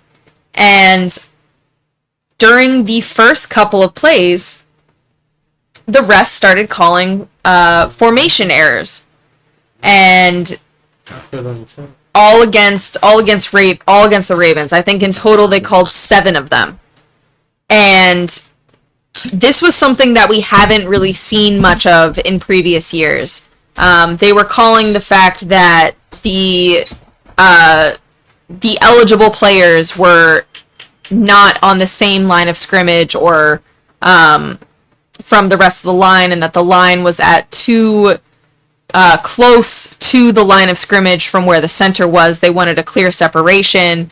They were being very nitpicky, in my opinion. They wanted everybody's shoulders to be in line. Like, that was crazy. Yeah. So what did you think about this new reffing stance on formations and being very exact and calling them to a T? I think it's part of what added to the clown show. I think some of the moments that was horrible, or some of the, like, if you get 1, 2, 3 of these calls, right, early in the game, everything that happens in between and after that is even more exhausting. It's like we just keep getting flags, and then, like, a lot of times in football, if you watch football, when a flag gets thrown, you could guess what happened even if you didn't see it. You could be like, that must be a holding call. When this was happening, it was confusing, like, and then they show the replay, and the people in the booth is like, oh, I don't know. This is their new way of doing things. Like, that's crazy. I feel like nobody knew but the refs. That's what I feel like. That's where I'm landing. Nobody knew but the refs. The refs had a meeting, and they didn't talk to coaches or nothing. That's fair. And, see, I always think of rules like laws. And one thing I know about laws is in order to enact a law, you have to do your due diligence to make sure that enough percentage of the population is aware of the law, or it doesn't count. True or false? True. So I feel like they did some funny shit and they ain't telling nobody. That's what I'm saying. Nobody seemed to know. You seen the coach face. Yeah. He was like, what? And then they showed the replay, and what was everybody's reaction during the replays? It was crazy. It was confusion. It was like, so this is how they're going to call it now? Oh. And, by the way, we have a new kickoff. I was about to get into that. Like, what? So let's do it. Oh, it's ugly. Yeah. What kind of, like, how can you change the way to kick off, though? You only kick from 20 yards in front of the other team. Yeah. So this is what happened. So now at the other end? So the new kickoff rule. Bigger, stronger, faster, dangerous. Can I? Sammie's the asshole. Go ahead. So, back at the end of last year, there was a vote to approve a new type of kickoff as a pilot to see if we like this version better. So this whole pilot will last 1 year, and then the refs and coaches will decide if this is how they want to keep it. So the new kickoff works where the ball is kicked from the 35-yard line, and all teams have to line up, the receiving team on the 40-yard line and the kicking team on the 35-yard line. Which puts the kicker where? Like, with his back to the wall, basically. It puts the kicker 15 yards away from the other team. Oh, it's closer. Yeah. That's what I'm saying. Well, like, where isn't the back catcher behind? So the kicker cannot cross the 50-yard line until the ball touches the ground, and the 10 kicking team players cannot move until the ball hits the ground. So if you look at my graphic, it's just like a kick, and it's like we watch the kick, then we move. it's like we want everybody to start from the 20. if you look at my graphic, Yeah, I get it. Same as if you're going to end zone. the you see the lines of the two playing teams. Right. They cannot leave until the ball touches the ground, which they are aiming for this red zone that you see, which is from the goal line to the 20-yard line. Right. And that's the receiving zone. So the only people that can move once the ball is kicked until the ball hits the ground are the two potential receivers that are in the backcourt. You can have up to two. They basically wait, catch the ball if it's in that zone, which I have yet to see one actually land in that zone. I think I saw one. What happens more often is that the kickers, since they're kicking off at 35-yard line, end up kicking into the end zone, or the ball hits in the zone and then goes into the end zone, which leaves them at the 20. If the ball goes entirely over the zone and just into the end zone, then they start at the 35. Otherwise, they just return. Also, if you want a fair catch, you have to declare that before the kick. Well, there are no fair catches. Yes. There are fair catches. Yeah, have to only if declare you declare it before the kick. And if you field the catch, the likelihood is that you're going to get stopped at the 15. Mm-hmm. Let's be honest. Mm-hmm. You don't have time to survey the field, see this freight train coming at you, and figure where you going to cut to. They right there. Soon as you catch. And they fresh.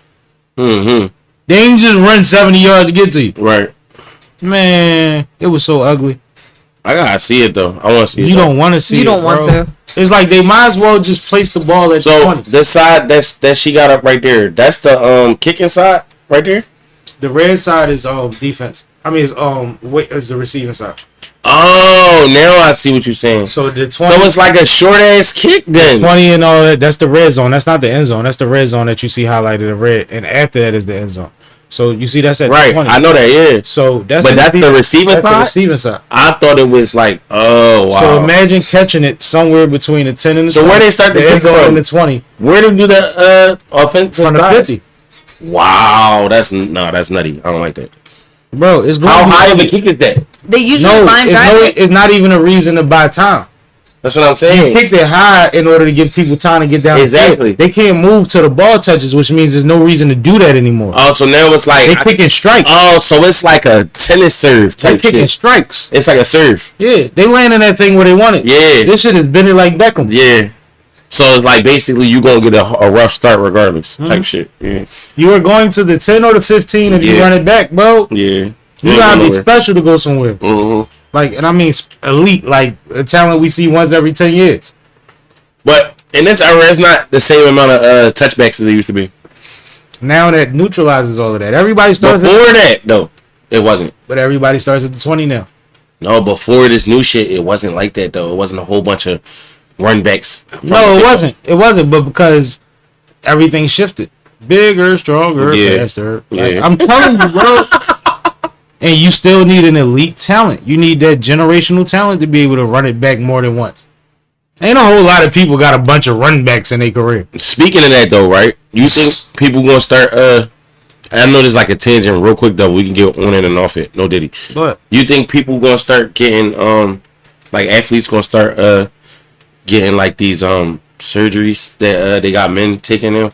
what, to get taller and Yeah, shit like that? yeah, because you talking about bigger, stronger, faster. I It's think- making me think about that. I think Because the that bull man Kevo successfully did that shit. Man, Kevo. Kevo, yeah. I think that there will be people that are so obsessive that they'll try anything, Mhm. but at the same time, Man Kevo is not an athlete. Right. So you don't even know when you get them extensions. They might tell you, you can't play ball no more. Mm-hmm. Like they might not be that far along yet Yeah. to be able to guarantee you gonna be able to. No, I'm just thinking. But about at the it. same What you think about time, I'm sure people will do it. But like, Right. I know niggas that call growth spurts, right? Mm-hmm. Catching that height immediately, It's hurting your body. and sometimes it sets you back. Technically, physically, like if you Mhm. can't adapt to it, Mhm. it's different. The ones that make it to the league is the ones that adapted to it. And it's Right. crazy because I always think of Steve Francis. Steve Francis' mom died. He's probably like 6'1". No, he's 5'10" or some shit like that. Mm. He was outside hustling. in DC somewhere. Nigga grew like 5 inches in the summer after his mom died. He swear his mom gave it to him. Damn, that's crazy. Went to college, went to the league. Damn. Like, you know what I mean? Like, Yeah. it'd be different. Like, Eddie Griffin, rest in peace. He grew 5 to 7 inches in the summer. He was a guard. What? Eddie Griffin. Eddie Griffin from Uptown that played for Roman Catholic and Oh, I thought you were talking about the comedian. no, played for the Houston Rockets. Oh, Played okay, for- yeah. He was a bull, but he died tragically. That was my man. I was in high school with him, but Damn. he caught a crazy growth spurt in one summer, and literally that's why when the fact that he was able to adjust to it is why he made it to the league, because he went from being a guard to now this is awkward and worked on it every night. Bro, my nephew was like 5'8" now. When the last time you seen him? He won 5'8" when I Exactly. seen He him, like and that was 5'7". 2 months, 3 months 5'8", ago. no bullshit. He's like really close to getting taller than me. That's crazy. But Young ain't gonna be good because he's good. What I tell him, you good. You just gotta get better. Yeah. Can I fill you guys in on the for comments? sure. Yeah, let's do it. So, Bling said something along the lines of that he hates his hair and he hates having curls and he feels like his long hair is feeding into him going crazy. So, Matumi chimed in What that got to do with and he said, ask the team, Sippin' with Sammy, what you could do to make your curly hair more fly/interesting. I don't think we want to. Listen, man, you got the most versatile fucking hair on this podcast, and you better do something and have fun with it or cut it off, man. Sometimes you just gotta realize you are not your hair. It's okay. Yep. It's okay. How we get on here? It's all right. We over it. We're not dragging it. We're not dragging it. I gave him a great answer. You did. We gonna stick with that. All right, let's get Listen, into... if it's your hair, then love it. Okay. Right. Like, niggas dreams. My hair used to be curly, then I grew up. If it's my yours, bad. then love yours, man. J. Cole said that. Love yourself. Mm-hmm. Nah, but you good. You funny. You just picking out stuff to be controversial. But I see what you're doing. He want a co-host. He want a co-host. Let us know when you in Philly, bro. All right, let's talk about cash. I got a truck. You know how to fix it?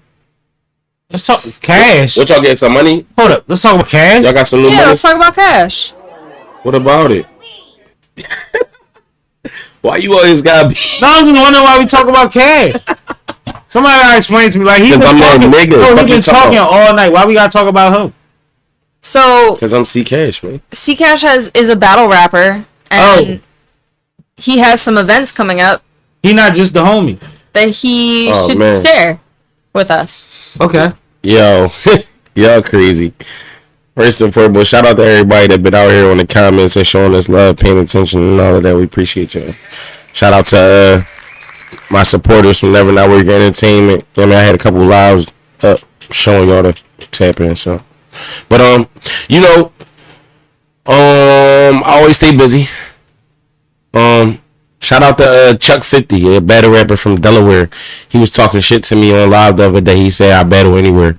That's cool. I like to hear that. I like shit. I like mean, that. he want to battle. Yeah, I know. But what I got coming up? So we just had Boss second battle on Battle Academy. So on September 28th. No, September 21st. Yeah, we back in New York, Queens, College Point. Shout out to K Shark TV. I got some guy named S Drop from Brooklyn. Straight drop? Nah, Nigga named Straight Drop? Nah, I wouldn't even like that because I used to have a brand called Straight Drop. So He I wouldn't. probably Straight Drop. It's S-Drop. Straight Drop. I don't want it to be nothing else because it get kinky. Straight Drop. It's S-Drop. You can't call him Straight Drop because he ain't calling himself Straight Drop. No, don't call him that, but don't be surprised if he carry himself. I don't even think New York niggas talk like that. Oh, that's an Atlanta thing. No, that's a Philly thing, for real. No, we talk that drop shit. Yeah, like, you know what Straight Drop mean. No, I know what that is. Oh, yeah. Yeah, like, so. Oh, yeah. But yeah, we got S-Drop. Shout out to him. He actually seen my last murder over there on the bull, Rock Boy Rome, and He's talking about rapping. rapping. Love. You know what I'm saying? Yeah, I'm talking about rapping. My last battle rap murder. You know what I mean? I'm a metaphorical type of speaker. But yeah, S-Drop. We got him on the 21st of September in Queens, and then on the 28th of September we back in Jersey. We'll get to the Garden. Shout out Drake Dennis and CeeLo. Salute. I actually had a dope battle on there like a week or so ago. It's coming out soon. CCASH versus K2 the Stoner Kid from out of Ohio. Shout out to him. Wiz Khalifa son? No, man. Yeah. He actually was rapping. That was a good joint. Like I want y'all to see that. And then we got what else we got? Gates of the Garden. After Gates of the Garden, we got the October 26th. I think it's called Gates of Hell 4. This is going to be on K-Shark TV as well in Queens, and it's going to be the headliner is Tay-Rock first ever battle on beat versus this guy named Mike Burner who had the belt over there. I might pull up because Lil Sis going to be there. Yeah, I was going to tell you to pull up to this joint. They got me battling some guy named Els, so I'm kind of like I guess the opener or whatever the case may be, which is cool. Cause I'm in another city, and then it's the Apple, so do your thing. Go out there, kill shit, come home safe. Exactly. So that's what we doing. Shout out to Boss. He got a new single about to drop called 101. It's a great like hip hop vibe type song where you talk about some grown man issues and real life shit. So check him out. Sound like a West Philly nigga to me. Yeah, make sure y'all get ready to go download, stream, all of that. Share. Video coming soon. As for me, the CCASH project is still very much in the works. I'm not on it yet. You don't even know if you on it or not, though. You saying that did you hear the playlist? All right, so since you said that, we're gonna have a listening session coming for y'all soon. Right. Where I preview this shit and we run through some joints, see what how Sammy and Kay feel about it, or Sammy, whatever the case may be. Might invite somebody else up here. You know what I mean? To see how they feel about the records. I might invite some ears. Yeah. Shout out RRR Hip Hop Live and yo, my guy. But it's simple, self-explanatory. Never not working. You know what I mean? CCASH. Nah. Y'all gonna see me. And if you don't see me, you gonna see my boy. Shout out to my whole team though. We've been working. I like the way we've been moving as a unit. Shout out to H-Bomb. Shout out to Johnny Lace. Shout out to Doozy and shout out Boss Beneficial. They all been collabing and getting together. We about to start doing a lot of more shit together as a brand. And shout out to Gas Gang too. Yeah. You already know. Nah, we doing that. Salute, man. And like you said, you always working, and I appreciate that for you because. You know how many people around me be just waiting for shit, and it'd be like, bro, while we waiting on that, what are you doing? All right, well, get the fuck out my face. I'm juggling 18 grapefruits and 2 bananas and an apple, and you just talk about what's going on. So, salute to y'all for always working. Kay, we got church announcements too, right? Yeah, we do. You got any? Sure. All right. All right. Church announcements. Yeah. What does that mean? You never been to church when they tell you everybody that's sick, everything that's coming up for the church, everybody to pray for, and all of that? Yeah, that's just. Oh, that was just like a metaphor. Yeah, it's metaphorical. I'm a rapper too. Oh, all right. I don't like that one though. Cause Charlemagne uses it. Y'all shit don't got nothing to do with church. Fuck Charlemagne. All right. So, Fishtown Feastivale is coming up on September 28th from 12 to 8 p.m. on Frankfurt Avenue in Fishtown section of Philadelphia from Girard to Palmer. We have over 40 food vendors, over 100 artists, 4 stages, tons of DJs, a German folk band, carnival games for the kids. It's going to be a crazy good time. The 28th to the what? It's the 28th from 12 to 8. Oh my God! Why I know. Everything's on the 28th. So 12 to 8. Yep, 12 to 8. The 28th, I'm only in Jersey, so I can still make that. You come early. There you go. Am I working? No. Okay, so we can kick it. I'm definitely coming there early because Gates of the Garden battles don't start till like 7 p.m., 8 p.m. It's like an 8 to 12 situation. You know what I'm saying? You know when you want to pull up and I'll pull up, we can kick it. Get some beer or something. For sure. Yeah, so make sure y'all come on out to that. There will be tons of beer, tons of cocktails. I was taking a sneak peek at the menu today. It's pretty great. I'm very excited to eat. Get a food truck or two. Yeah, for sure. Oh, damn, I don't know how I didn't sing all that. My man food truck. Okay. Yo, I know you're talking about. You know what I'm talking about, right? Yeah. What you got next? The other thing that I want to tell the people about is September 14th. The second annual Lovely Lay Beats pre-fireworks fashion show is happening at Harrah's Casino in Philadelphia. It's going to be a dope situation featuring fashion designers, performances by Son of the 215. The legendary DJ Cool will be performing his hits later on. It's going to be a dope vibe, so make sure you go and get your tickets. You can follow the link by going to Lovely Lay Beats on Instagram. Lovely Lay Beats on Instagram. Shout out to Lovely Lay. Sam, what did I miss? I'm on live stream. Give me 30 seconds. We talking about the event. All right, I'm about to put you on speaker right now. Lovely Lay is in the building, y'all. Hey, y'all. What's good? Not much. About to go on live again.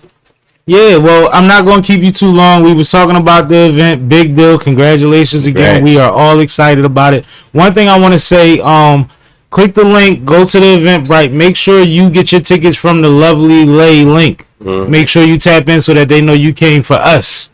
You know what I mean? But what do you want to tell the people while you up here real quick about the event, man? What we talking about, Lay? Alright, yeah, so this event is about to be something amazing. This is something that you really don't want to miss. Fireworks is going to start at 6 p.m. sharp because it's going to be the biggest event ever this year. Son of 215 is going to perform. He's going to perform Dak and Moses, a song produced by me, and he's going to perform Blessings as well. And DJ Cool is going to perform. He's going to do Let Me Clear My Throat and a bunch of other good songs that you may know. And it's going to be some other things as well there, but you got to be there to know what it is. So make sure you tap in, buy those tickets, get some food, some drinks, see the fireworks, and just have a good time. It's just going to be a chill vibe, something to party, something to just relax. So just come, get your drinks, watch some fireworks, see the performers, and also the fashion designers that's going to be there as well. We're going to have IYBO, I'm Your Best Option. My guy. From Philly. And we're going to have PK, of course, from Philly as well. Yep. So it's going to be some big fashion designers in there. The models is going to kill it on the stage and walk the runway. And who is powered by? Lovely Lay Beats. Also, Sipping with Sam. You're going to do the red carpet. Whole vibe by itself. Harrah's Casino. And Whoa. Say that one again? No, say that last one. Casino. Harrah's Casino. Big business. Keep going. Yes. Tap in with that. Harrah's Casino. Thank you for being that sponsor. And 101 Kiss .7 FM. That's the radio station that's going to be collaborating with me as well. So this is definitely going to be a big event. Like, we got some huge sponsors with me. We are just making it happen here. So this is, like I said, something that you really don't want to miss because it's about to go down. Like, that part in that order. I appreciate you, Lay. Love you, and I'm proud of you, man. I'm so proud of you, man. Thank you so much. And I'll see you this weekend, and we're going to have a blast. Yes, we are. I'll see you soon. Yes, sir. Kill your interview. Do that. Thank you. I will. All right, ladies. Bye. Man. Yeah, it's fire. I'm going to do this again. Oh. Shout out to Pops. Shout out to Son of the 215. Harrah's 101.7. Everybody that's involved. DJ Cool, the legend. But this is a 23-year-old black woman, young producer from right outside of Philadelphia. She's in Delaware, but she said Dak and Moses. That's Son of the 215 and Core. Yeah. Like, that's a big joint. She said Blessings. She said she produced Dak and Moses. She didn't say she also produced Blessings. Right. And I was there for that one. And shout out to every ad for putting that Dak and Moses together. Like, there's some things going on out here, and she's really been moving and shaking and putting her work in a real way. Yeah, so tap in with Lovely Lay Beats. Yeah, Lovely Lay is somebody that we put our energy behind 100%. We want to see her win, and she's doing the work. She done came out of show. You see how she ran it down on the rundown? Mm-hmm. That was a good little minute she gave us, right? Yeah, she wasn't like that last time I seen her. See what I'm saying? Yeah. She learning, man. She Yeah. growing and blossoming and coming into her own space, and her confidence is getting. I love this. Right, that's fire. Okay, any feedback? Bling also asked in the comments, can I watch any of these shows and things and festivals online? The festivals and shows themselves are not, but you can catch the Trippin' with Sammies that we put up after the fact. We have a couple of those coming out soon. And there's a huge catalog on them on our YouTube, so check out the Trippin' with Sammie podcast. Trippin' with Sammie is the behind the scenes of me at a lot of events, whether I'm getting interviews or we just catching ambiance. We get performances, we get, like I said, interviews, we get energy. We just go catch a vibe, and you see how it is when I step outside of this studio, and it's fun. It's fun, man. It's something that we've been doing the whole time we've been doing this, and shout out to everybody else that seemed to have picked up on that. Mm-hmm. Facts. No, those are fun. I love doing the trippings. They just take a little longer to edit. Who you telling? Oh, I was trying to help you out. Mm-hmm. And you to the people. All right, where are you guys trying to go next? It's for the people. Let's go to somewhere in blue. Somewhere in blue. Let's talk about. Let's talk about the Brat. Did you get the background on this? No, I was gonna let you introduce it. I'm so confused by it, yo. But I'll tell y'all what I know. Hold on, let me see if there's any updates. You know how it be, is hour by hour with this shit. So essentially, the Brat was married to who we know as Big Booty Judy, right? Mm-hmm. Big Booty Judy came in with multiple children, a grandchild, and all of that. Her and the Brat got married. It was a big deal. It was a beautiful wedding. Everything was on TV. They had their own reality TV show and all of the, everything that comes along with that, all of the trappings of a situation from, a high profile couple. And then they made news headlines because they decided to conceive together, and they revealed that they chose a white man as the sperm donor, and of course they got a lot of backlash from that, right? Okay. They also said the sperm donor looked like Jiminy Cricket, which is crazy. But they were Why basically would you choose that? Intelligent. What is it? IQ level of the donor, and all of those other things. Like. Yeah. So is their baby a boy or a girl? It's a boy. Okay. So around the time of all of this, which was a part of the story also, was that the Brat's sister Lisa Ray and her was at odds because Lisa Ray was, one, mad that she was in a gay relationship, which she later tried to cover up. But two, that she found out publicly about before she came to her. So she was standoffish, but she showed up for her in the long run. Now what's coming out is that the Brat and Judy are divorced or getting a divorce based on the fact that I believe Judy cheated with a man, and the Brat wants or is in a way of getting full custody of their child, and there's a possibility for the sperm donor to get charged for child support. What? It's a lot going on. Yeah. It's messy. a lot going on. Kind of messiness. A lot going on. Messy. Yeah, it's Just crazy. the shit I don't be knowing about. And if you know anything about Judy, she was always presented as an entrepreneur, so she wasn't necessarily somebody that needed. Yeah, right. Financially, right.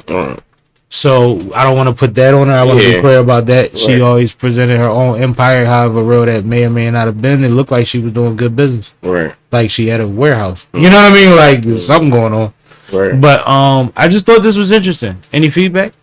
Are you still as confused as you were 5 minutes ago? Yes, I am. And there's pictures of Judy posing with a male that they're claiming is the guy. Huh? And it looks like one of them trainer situations. Like a football trainer? He all stocky and shit. She all over it. You know what I mean? Like, it looked like he gonna do a Tom Brady with her. Yo, that's funny as shit. It's crazy. So if nobody has anything to add to it, then we'll just go past it. Because I don't like the gossip, but I just thought it was interesting. Any comments? I see some comments. Yeah.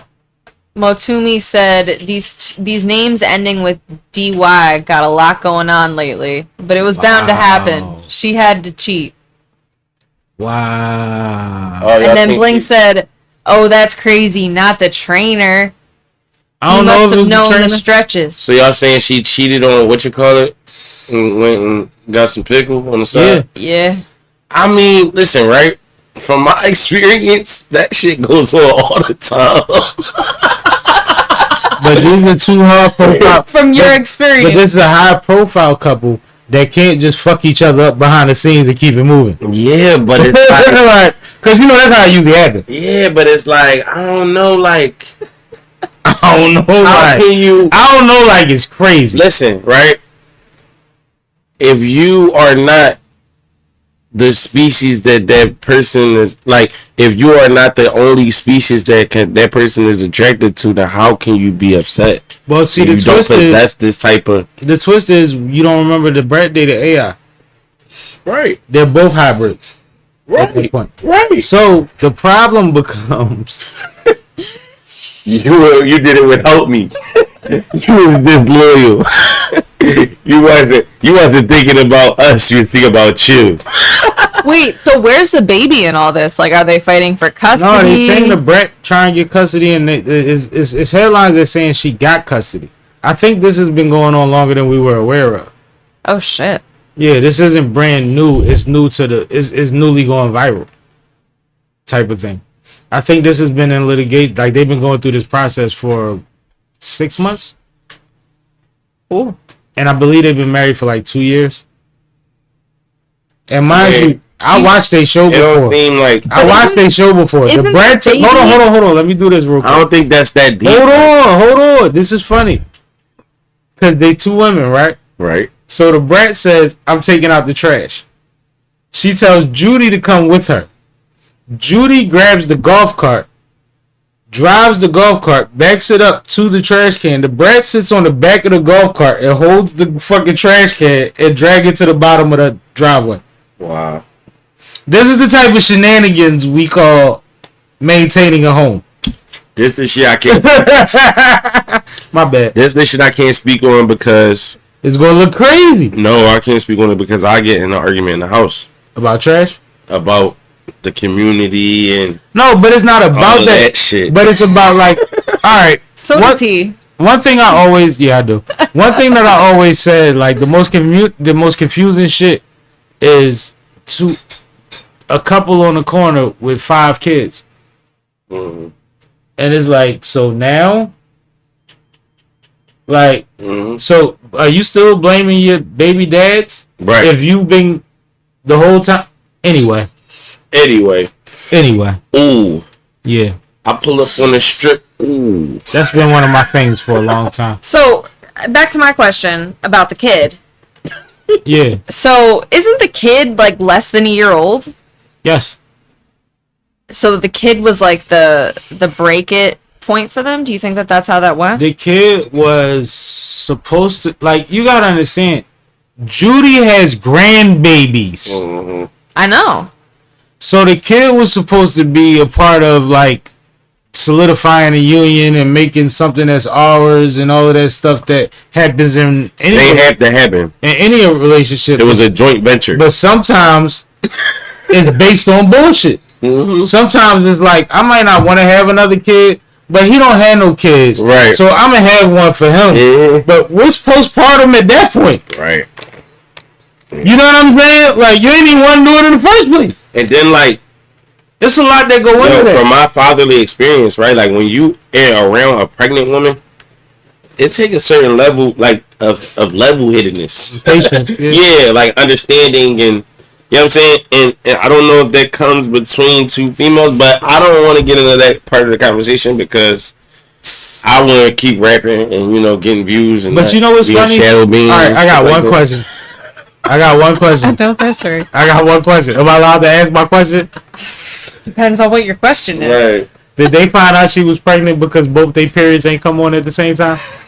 No, that never happens. I don't When think they women are around period. each other that much, their periods synchronize. Not real? always. That's Yeah, I not don't think. real. Yeah, I don't think that always happens. Then one of them reached for the pad and the other one didn't. It was like, Yo, oh, you shit. making misogynistic jokes. All So right, I don't want to be part of that. Yeah. But y'all can talk about porn and. I never said nothing about it. that was the case. I'm being horrible.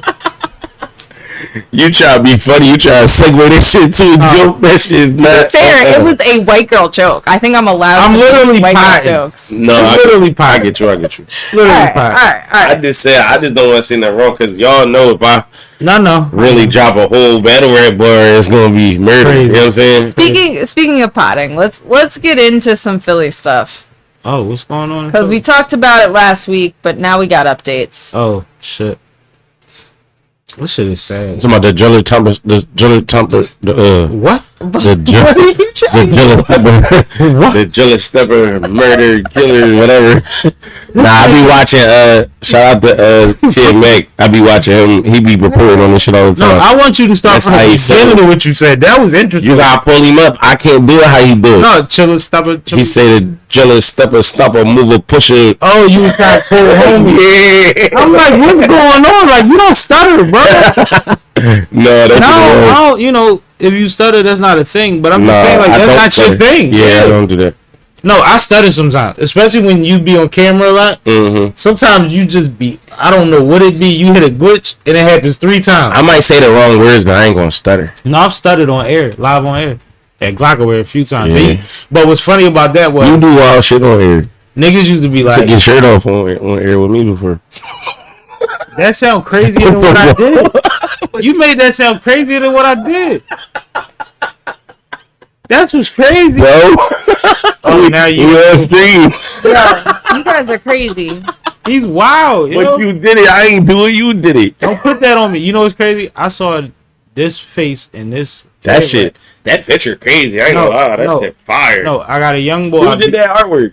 I don't know. That's Yeah, a- but that what? that graphic is a whole video. That shit nasty. You know they seen can't that. see my computer. No, Yeah, that's right, what right, I'm trying to right. explain it, but y'all keep talking over me. What?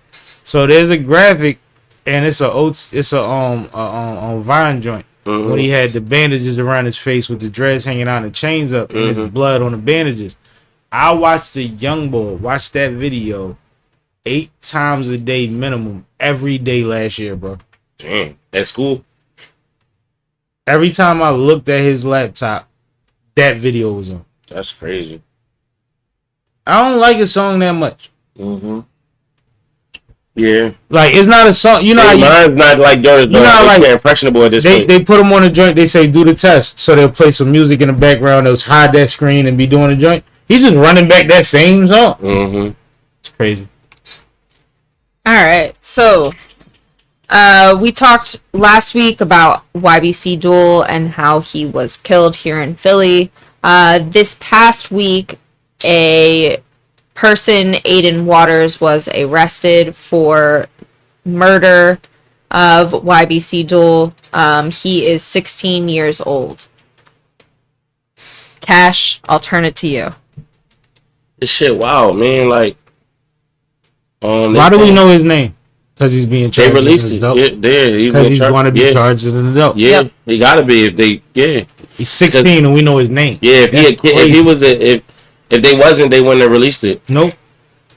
But it's sad though. Like, it's sad. But my whole thing is, alright, if he did it or he got some, cause they saying they have evidence of like fingerprints on a gun, the actual gun, then fingerprints on a car door and all that type of shit. So I don't know, like, if he actually did it or not, but I'm just saying, like, the whole factor is they saying that duel was under certain type of surveillance and investigation. So I'm like, damn, if y'all seen, y'all had to see this coming type shit. Mm-hmm. You don't think so? I don't think if you trailing somebody, you can see everything coming. Yeah, I mean, you can't see everything coming, but Like, how many resources we really got? But I think that what's crazy about it is we found out that there's a 16-year-old attached to, or allegedly attached to what happened to Dude, and then they tell us that he had a wild 3 days. Yeah, they say he had some other shit too, like he hit up more a car drugs. with 8 motherfuckers in it, and 4 people got like he did a lot. It was some bloggers saying that they might have tried to clean house on him, like, oh, these like 4 random robberies just happened in the hood, and you get booked for this one. Oh, you did all that. Oh, let me tell you a secret. That's what they do. Yeah. If somebody OD in the neighborhood and they book you and you got something extra in your mix, they're gonna blame everybody that OD for the last 6 months on you. Yeah, facts. What are you talking about? Yeah. Like, that's not new. That's not news. There's not none of that. Yeah. It's quite possible. But what's happening and what we're seeing and trending is a certain age group of people that are getting caught up in these bodies are, when we find out about them publicly, like, you know, on a national level or a citywide level, they have multiple. Yeah. They 3, 4, 5 deep that they know of. That they know of. So even if they threw a couple on you, yeah, bro, what did you do? Like, how many banks do you have to rob to be mad at them because they tied 2 more banks to you? Yeah. Well, it happened the same way you should have it. Yeah. But how many ways is it to rob a bank? So what's this, like, somebody gonna do it like I did it, but no, that's yours. They still giving up the backdoor talk. They saying like, dude, pick somebody up. Yeah. And then soon after that shit happened. But the drop is the drop. Sitting is sitting, and what we realized and what I noticed from watching a lot of these videos, like, I was outside a long time ago, and I'm from Uptown. A lot of people got rocked in they will rolling a morning blunt or found in their trunk. Like, yeah, because everybody got a schedule. That's what you gotta pay attention to. Everybody got a schedule. Most people do the same shit every day. We watched Dude, and you know what's crazy? I used to get up early, so if you up before 8, you see niggas drive cars that you don't know they own. You know what I mean? Like, you see all type of stuff if you up early. Yeah, sneaky shit. But if you watch the video with Dude, the last one that dropped the day before he did, so to speak, he was brushing his teeth out the car, right? He said, man, I just realized I look crazy. He keeps hygiene in his car, not to go to work, but because they sitting on people, bro. They in the car. They're not sitting in there waiting on bread all day. That is a lifestyle for them. And he said, y'all don't even know about this. He said it on it. You see what I'm saying? Because he outside on lurking hours. Yeah. Where can he park? Where can he go to sleep at? Why you think he tweaking all day? Why you think he's sipping nitrous on the joint? And I didn't even know that was back. I ain't never know that was a thing. Never seen it. Steve-O. Yeah. From Jackass? Yeah. I watched his documentary joint he had on MTV at one point. I think it was a VH1. Like, what's in the can, bro? Nitrous. Like they said, laughing gas or some shit? Yeah. But it's canister, so you can get them like this. But the thing is, it's like bottles, right? You got the niggas with the Don Julio bottles this big on top of the head. And then you got the niggas with the Magnum Don Julio bottles. Yeah. It's like that. Bull popping, by the way, too. Shout out to him. Yeah, he was doing it. Holly TV. He ran down on Jim and he got a real song, bro. That's a real song. And it's lit. It's crazy. It's lit. But I'm just saying, like, it's levels to it when you start trying to boss up. If everybody doing it this, then I'm coming through with it. And if you watch that video, he has a fucking tank. You talking about that No Jumper joint? No, the Brandon Buckingham joint. Oh yeah, he had one of them joints too. One thing he says is, I don't even eat, I just get high. Yeah. And then couple scenes later, he has a black canister in his hand with a spout on it. That's nitrous. I seen it as soon as it happened. I was like, yo, what you call it? Had it on No Jumper. Skrilla. He was bleeping it out. Yeah. He was like, you got hit. Then you hear him talk deeper. Yeah. When he beat the shit but out. I also remember the live when they was saying, no, the indictment's coming, and if they get me, they know they gotta put me immediately in withdrawal status. Yeah, I seen it. You know what I'm saying? Like, bro, that's crazy. Bro, that shit sad, bro. You know what that tell me? You ain't made a conscious decision in 3 years. Yeah, it's sad. You out here being a terror and you can't even stand up for that shit. Yeah, you high the whole time. You a nut. You ain't felt nothing yet. I don't like it. And I ain't talking specifically. What's up with this young boy though? Like, they say he was a part of some shit called Fast Break. Fast Break, which is under one of their rivals. Yeah, and they saying that had some conversations where he was speaking on murders and shit through basketball terms. I ain't hear That's about what. Yeah, that was on the Fox News report. Yeah. He said he was talking about slam dunks and shit like that. Like, there's all the evidence they got against him. You know what I'm saying? I got a homegirl. Shout out to Sasha Lotus. One night, motherfuckers was, I think niggas was high, she was outside, and we had a conversation for hours about how you can describe relationships through all basketball terms. Mm-hmm. Basketball is really vast if you know basketball. Mm-hmm. So I can see that. Mm-hmm. Like, and this was years ago, but we really had a conversation. It was like a bunch of niggas, her and her girlfriend, and it was like, yo, you could say this, and it can mean this. Like, and it was about relationships. So just imagine. And they saying that young boy, somebody told on him too. They saying somebody telling on him. Somebody telling on everybody. Yeah. Somebody telling on everybody. I'm watching the Thug case too. Yeah. That shit weird too. Okay, any input? No. Because I want to keep it moving. Yeah, keep it moving. All right. And I ain't even saying Oh, that shit's sad though, man. No, man. The crazy thing is I see the emulation of it, and it's scary because it is. It's going all around throughout every city. It's not just Philly. It's everywhere. No, I walked past a young boy recently, and he said, "Wallahi, I be sliding," and he sounded just like dude. Damn. Same cadence. It was scary. It was creepy. And he a pup. Mm-hmm. And mind you, he might be into something. He might make a couple dollars out, but he ain't that. Yeah. Yeah. He ain't that. It scared me, bro. And you can look at him and I checked him. Yeah, you checked him. I said, "Why we talking like?" Mm-hmm. You know, I don't want to go further, but yeah, I had a real conversation. That's what's up. A real intro to a conversation. That's good that you had to, Yeah, man. The withdrawal to do it, because if you care about your deen, we don't play with it like that. Yeah. You see what I'm saying? Mm-hmm. Brass tacks. So, Cash, this was the second half of your topic. Yeah, like I seen basically a blog that did like invoke that type of thought pattern. Like, damn, like before for real, we had Chief Keef and everybody from Chicago, and they was blowing up wars and shit. But like before Von, like he was like the one that everybody was like dead ringer. Like we not like put him on trial at all. Like we believe everything he talking about. Well, because of how he was introduced. Yeah. So it's like I remember the interview on Breakfast Club. Yeah. I watched it. Yeah.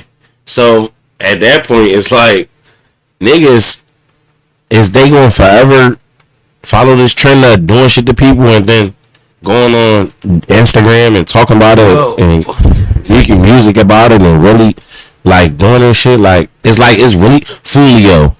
You got the him and Young and E shit. Then you got this shit going on in Philly. Like, and it's still more shit. Like OT7 Quan, he beefing with some OTF niggas now. And it's shit like, is this shit going to contract the whole world of fucking rappers at a certain age? And if that's the case, that's a whole generation that's going to continue to be wiped out. Like, you know what I'm saying? We back to 700,000 versus 60 million. Literally, this is where we at right now. Mm-hmm. And I'm gonna explain to you why. Trying to figure out a decent way to say it.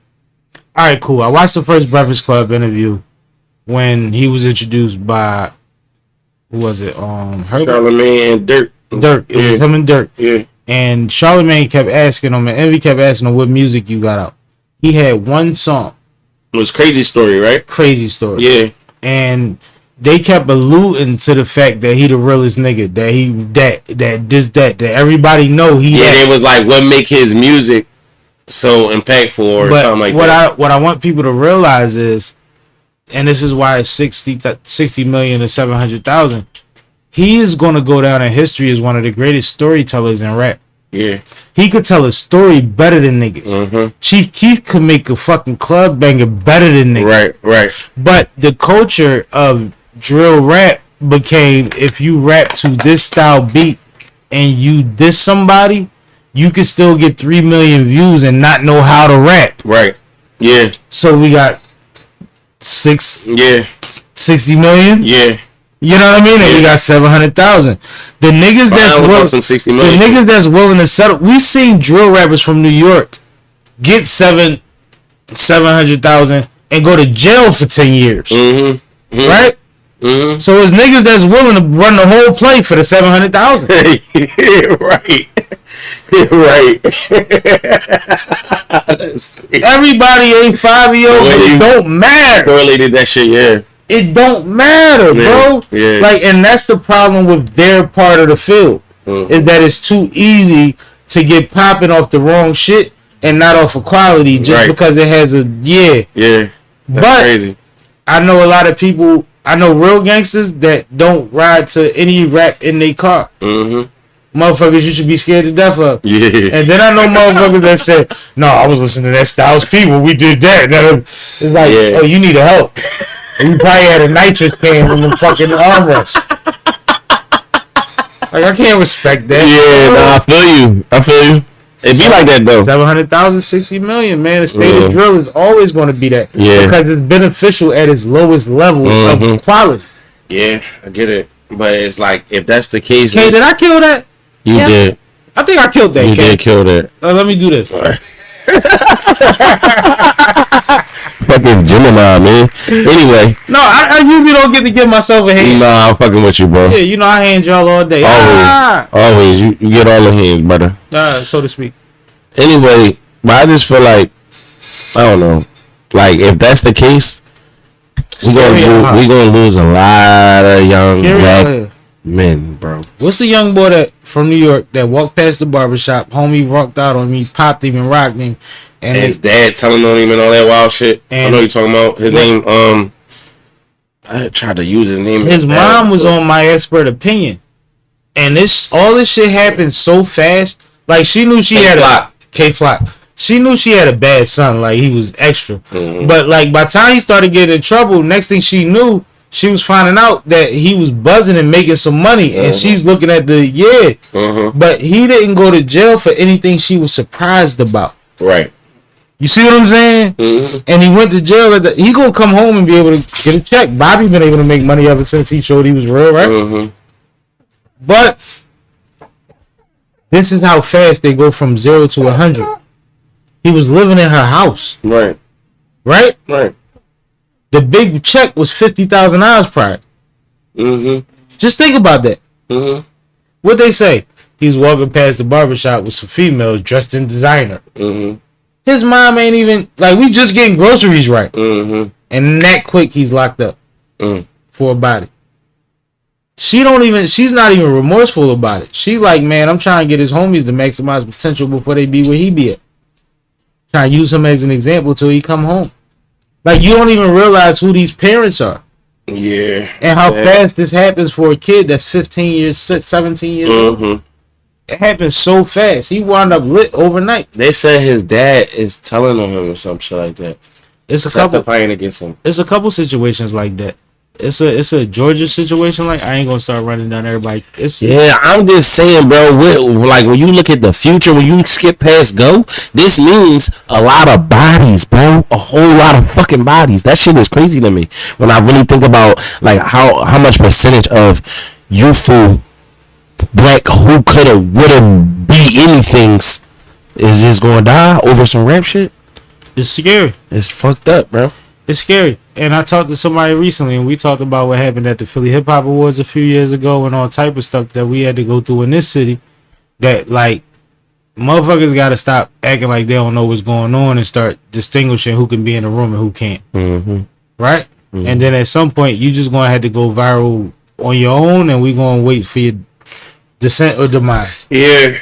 Like, we can't help you. Mm-hmm. I don't got no resources for you. That shit even scarier when you got a little boy to raise. Nah, but your boy fine. Trust me. We good. I'm just saying though, it's only gonna get worse out here. You know what I'm saying? Yeah, but you about to get better.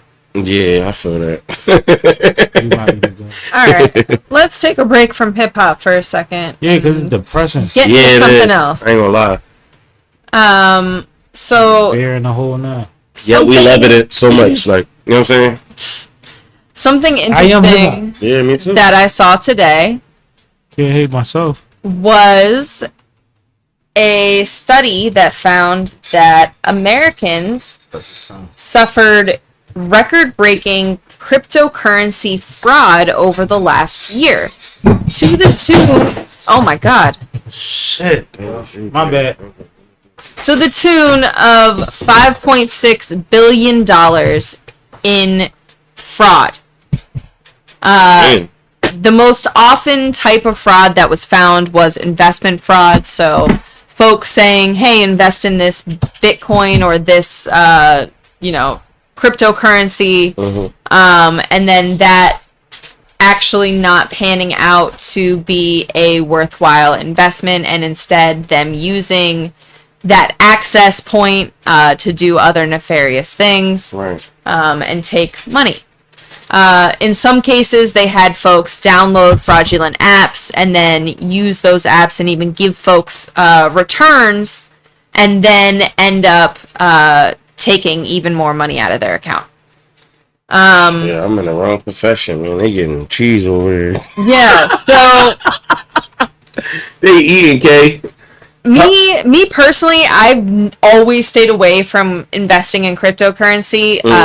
As somebody who studied economics in college, I understand financial products quite well. And the way that Bitcoin has always been explained to me, I do not see any sort of value in adding that to my portfolio. And I'll just leave it at that. People say that it's good to do it, though. A lot of people say, it's a good investment to make. What do you think makes it wrong? Or not? Why wouldn't you do it? There's no inherent value. There's no value? Yeah. And not that there's any inherent value in any type of currency, but governments control other currencies. So having a currency that is completely decentralized to me is inherently something that I don't see worthwhile to invest in. You get what I'm saying? That makes perfect sense. But plenty of people do love to invest in cryptocurrency. But to hear 5.6 billion in fraud, and it was something like double what it was the year prior. I thought after 2020, most people had kind of moved on from the whole situation. Right. But I don't know. Sam, what are your thoughts on this whole situation? With crypto and NFTs and all of that came out, Yeah. I tapped in. I watched my timeline. I watched the news reports. I listened to business people talk about it. And it was never something that I was comfortable enough dealing with. Unless I caught a windfall and needed a couple places to invest, and I would put a small percentage there to see what happens with it. Because all business is a gamble to a certain extent, right? But without that positioning, I never saw it as a valuable interest for me. I've seen that a lot of the markets that's attached to crypto, with certain coins that's attached to crypto, had tanked over a while, so to speak. And then, because I don't know if that's the proper terminology, and recently have been growing and coming back up. But this is the stock market. Right. It feels too much like the stock market to me. Right. Which means that you're still going to have the same opportunity to get jerked, just like when you was working through brokers and they was doing Ponzi schemes. Right? It's about who you trust with your money. Right. We have somebody that is overseas that we do business with to help this roll the way that it does. Right. If they did something funny, you see what I'm saying? It's about who you trust. So I'm not shocked by any of it. The numbers are high, but this is a country where people are desperate and looking for a lottery ticket. Right. It makes me wonder if internationally, how we would scale up. It's probably a study, if not now, that'll soon be done on that. But that'll be interesting. You're not wrong. You're not wrong, Kay. But yeah, I'm not big on the crypto. But I do have a couple homies, I'm not gonna lie, that's been doing pretty good. My man really switched jobs and got more relaxed. That's fire. Yeah. Some people find a niche with certain things. If that's your niche, then go ahead, go for it. But the way he plays the market is not the way the average citizen will play the market. Right. and it's dangerous, it's risky, but it's been working out. It's reward, yeah. The reward is high. Mm-hmm. You got to balance it out. And that's what I'm saying. Like that's a whole nother career at that point. Right. So whatever, get your money, man. But Right. don't get snagged. Mm-hmm. I done looked at my account, thought I got hit, and it was me. It was Apple. Like nigga, you spent that money. Yeah. I thought I got hit. I was like, oh shit, I'm just not. It ain't my birthday. Mm-hmm. Anyway. All right. Where do you want to go? Hot boy reunion. All right. They doing another one? No. Let's go to Quan first. Oh. I'm sorry. This shit's sad, man. But that's why I want to do that first. Like, we got to deal with it because it is what it is, right? But after that, we can go to Hot Boy Reunion and feel better about it. Right. Still country boys. Mm-hmm. You know what I mean? Moments.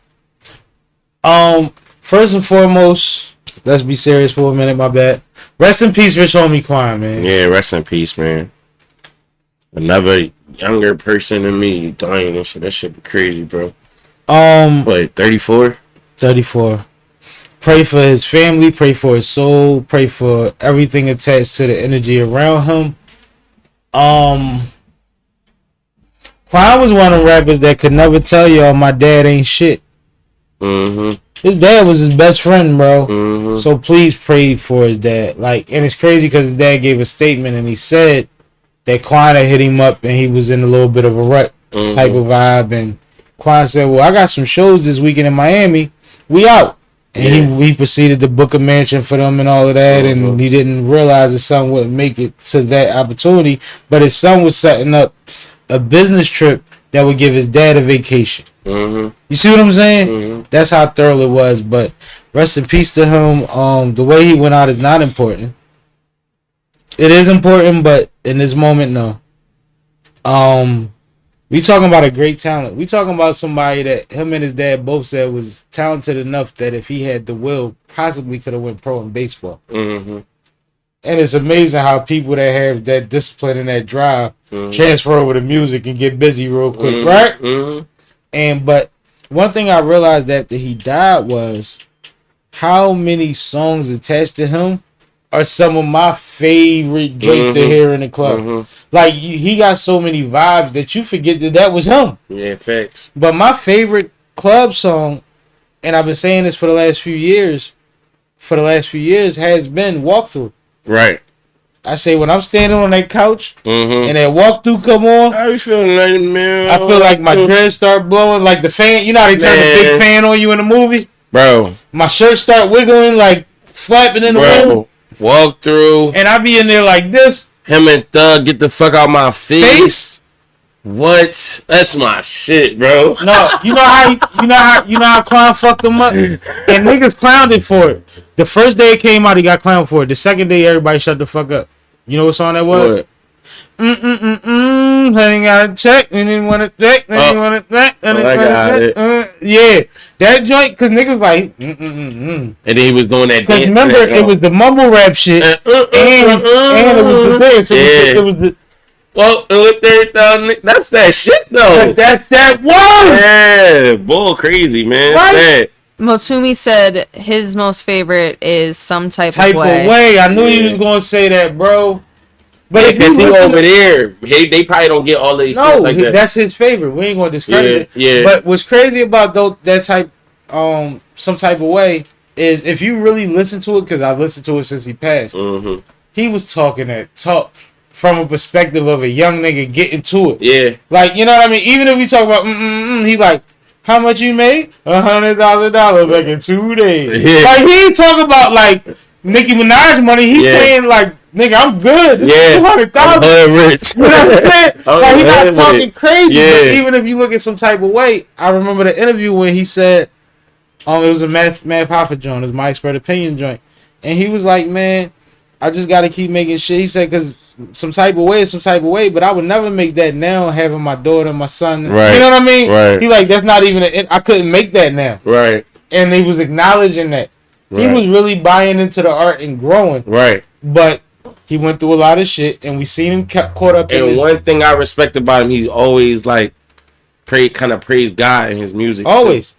Always. Yeah. But I think that's when your dad with you and y'all be on that spiritual path together. It's like, I can't even act like that. My pop bang this, and he gonna look at me like, nigga, right? Say thank you, Lord. Yeah. You better say thank you, Lord. You know what I mean? He said it in different ways. Don't look like that. Yeah. He said it in different ways in his music. I know you do. I knew you was reverting to him, and I'm starting to. You was no, going that's in my so, guy. That's you my was going guy. in so much. I'm like, is you talking to me or are you talking about? No, I'm fucking with you. I'm literally fucking with you. But like, one thing is, and if you want to be serious, if we want to attribute his passing to what they're kind of alluding to what it was, an overdose and all of that. No, it wasn't no overdose. They saying it was a bad joint, like a bad joint. Is yeah, overdose. No, that's not considered an overdose. That's a like a hot shot or something like that. It's not considered an overdose. Overdose is too much. But the way that shit is with that, you know, overdose has levels too, right? Yeah, but I'm just saying the way that shit is with that Fetty. If it's a little bit of that shit in one or half or whatever it is you take, you out of here. Like, so what I'm saying is, because that's not even my point. Let me land. Yeah, my bad. I've been watching the YSL case. His name has come up. Mm-hmm. His dad's situation with the barbershop has come up. In which, if you don't know, his dad was shot. And somebody was on the stand, Woody was on the stand admitting to be a part of that. And certain things, like if you know anything about the hood, you might assume certain things, you might know certain things. But now that's publicly out there, right? Yeah. 2, this is a RICO where your name or people affiliated with you keep coming up randomly in their case. So if you are somebody that has a get down or is an addict of some type of thing, then he might have been more stressed than people want to acknowledge based on things that people aren't, you know, tying together. Exactly. Because even if like, no, I'm cool off it. It happened. My dad cool. My dad said leave it alone. Once the world know about it, now I'm tweaking again. Now it's a little different. Now I'm in the corner of my room and my dad can't tell me nothing. Right? And I'm just saying, like, be careful, yo. Be careful how you handle these people when they pass, because you don't know what they're going through. Don't shit on him. Somebody that was that talented, that brought joy to us. He never really, he's not known for dark songs. He talk about dark shit and we party to it. Yeah. Like, let's not But put he that never on was known to be in no bullshit as a person, none of that. You know what I'm and saying? even when he talked on people's names, he never put no extra. Yeah, like out there. him and Thug supposedly had a problem before or some type of discrepancy, and he never spoke bad on him when they asked him about it. So it's like, and a lot of what is sad is that I feel like certain things, whether it was the label situation that he spoke to, whether it was the Rich Gang situation not being what he thought it was going to pan out to, and possibly the things that happened with his dad and other things in real life, we never got to see him make that other run that we knew he strikes was me as capable the of. person. Listen, he strikes me as the type of artist that's not going to basically do whatever and go against their moral value for anything. You know what I'm saying? So that might have been where his It slowed him down a came little in, bit, bro. But what I I'm don't saying know. is, I don't know though. I'm just saying. We saw somebody with a hell of a run, never that we knew had another one in him. To me, that's like prime example of that shit. He had another one in him. Yeah, for sure. We knew he did. Yeah. Similar to Fetty, but you know, like. But now they saying that the bull Woody could possibly have something to do with this shit. No, you know Woody said that he shot his pop. No, I'm talking about with him dying too. Because they said he was supposed to go testify about what happened about that shit. They said he was supposed to speak on the trial. I was looking at it from a stress point of view as an addict, but I'm just telling you what I've been hearing about. You know what I'm saying that's possible. What's out in the universe. The crazy thing is Woody has become the biggest news star since Casanat ever since he got on the stand. It's amazing. I never thought I see today. I'm just saying if you want to get somebody out of here, if it's possible that you was around somebody, that's part of the and problem. know who get his shot and all that. So can we be honest? That's a part of the problem with having an addiction. The easiest one to line up. All we gotta find out is where you get it from or who next to you when you. But we all, as human beings, have vices. It's about self control and how thorough you is about what you gonna do. You know what I'm saying? Yeah, but when you deal with chemicals, you get chemical reactions. Oh, facts. That's why I'm gonna fuck with that type of shit. But at the same time, they fucking with weed now. They putting shit in weed. Hot Boy reunion. Right. I was waiting for it. Thank you, Lord. Don't look like that. You always sneak dissing. I know you do. Sneak dissing. Fuck, nigga. That's that shit I don't like. Back. Yo, shout out to Chief Keef. His last project he dropped, he got this song on there called Street Runner, bro. This shit, it's called Runner. But he got, he did all the production on the project. And he did the project I didn't know he had a new project out. Yeah. And he indie now. yeah, exactly. Cha-ching. But anyway, the nigga got this song called Runner, and it got this 70s sample, like, of this, like, strong soul black woman voice in the back, like, Street Runner. Like, that shit hard and shit. I really fuck with that song. Like, it make me think about, like, all the old 70s movies and shit like that. Oh, that's fly. Mm-hmm. Shout out to Del P. Mel Austin. They got some joints. Del P album just dropped, man. I can't make this up.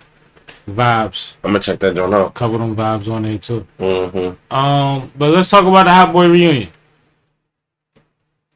Go ahead.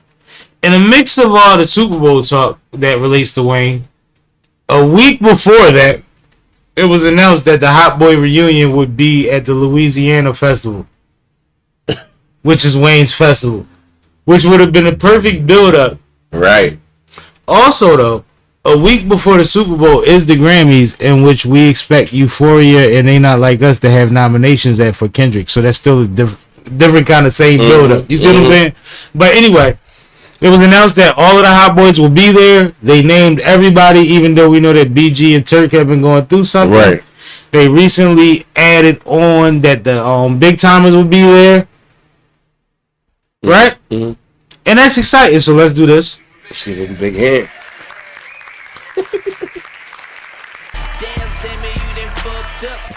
You know what I'm saying? Like, Right. This is something that we've been waiting on. This is something that the fans, like, they are an era in themselves, in the era that was great. Yeah, facts. Right? Mm-hmm. So, like, that was exciting as hell. But one thing that we've seen is Turk has been on Beehive Radio, on Beehive Podcast. He's been one of the co-hosts on there, one of the rotating permanent co-hosts on there. And he's been talking about the progression that him and the clique have been making as getting closer to this point. Mm-hmm. He's been talking about how hard Wayne is volleying for it, how attached to it Juvie is. Like, Juvie grows more passionate about it every time they're around each other. Mm-hmm. He recently went on tour with Juvie and Manny Fresh, and he did a few shows. They added in the more shows, but they still getting that feedback, like the Bad Boy reunion. Like, people want to see all y'all. What we doing? Mm-hmm. And now the Louisiana Festival, whether Hook, Crook, or What's in the Pocketbook, is the reunion of the Hot Boys, man. And I think that is amazing. Yeah, that's fire. Especially where it's being brokered at, right? Mm-hmm. Like, you from Battle Rap. Mm-hmm. Some shit should happen on URL. Yeah, facts. We want to see it. Mm-hmm. But on URL, Yeah, it's like, different. On it's King of the Dot, Right. Hey. that's where it's supposed to be. Yeah, yeah. Right? Mm-hmm. And I think this is a culmination of all of those things. Like, Yeah, for sure. I think, like, I might gotta figure something out. I might need to be there, like, Where is it at? In New Orleans, right? right. But also, God bless me, it's 2024, 2025. Mm-hmm. They probably go live stream that bitch. I could be in my living room with the y'all saying, Right. you know what I'm saying? Like, That's fire. but I definitely want to see what's going on, because Yeah, I we want to see talking that shit about too. a group of people that individually on stage are all monsters. Mm-hmm. But what they got together Mm-hmm. is beyond Voltron. Yeah. It's atomic. Yeah. Yeah. That's For the it. 99 and the 2000. What? When they That building go gonna bounce. Oh my The god. arena, the venue is gonna be bounce, and it's gonna be all grass. When is that? I don't know when Louisiana is happening. Maybe when we get our producer back, we can look it up. But I don't know if an official date was announced. Man, I want to go to that shit, bro. Bro, I'm with it. I ain't gonna lie though. I'm seeking new ventures. I might got a few months before I'm able to travel. But yeah, I got a lot. I going want on. to do it. I ain't gonna lie. But I I'm with it. definitely do it. But the fact that it might possibly be able to be streamed or some shit, like how the pop out was, Mm-hmm. I ain't mad at watching it like that neither. Right. Yeah. They need to open up something like that. Even if you got to pay a couple dollars for it. Yeah, for sure. Like a PPV or something. Yeah, little pay-per-view. They pay pay-per-view for you, right? Right. They do. That's Rap Grid. Rapgrid.com. Shout out to Rap Grid. Oh, shout out to Married to the Bars too, man. They always showing love. Yeah, for sure. Shout out to them. They always showing love. I had somebody, one of my folks recently was like, "Yo, I see you on there," and I'm like, "Oh, that's what we was going through the thing." Oh, that's funny. Right, yeah. And I'm like, "You ain't see what they came through here though." Right. Right, you know what I'm saying? Right. Niggas don't even know, man. Solid. Right. Real support, real, man. Yeah, for sure. But no, let's are you excited for the Hot Boy reunion, Kay? Yeah. Yeah, you working with some mad shit. Hey, yo. Hey, when is the reunion? When is it? Can you find it? Louisiana Fest. Excuse me. I'm so sorry.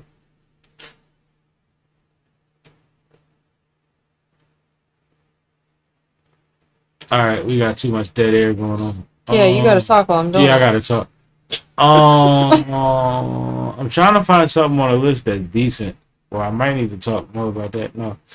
So here's a question in the chat. Mm-hmm.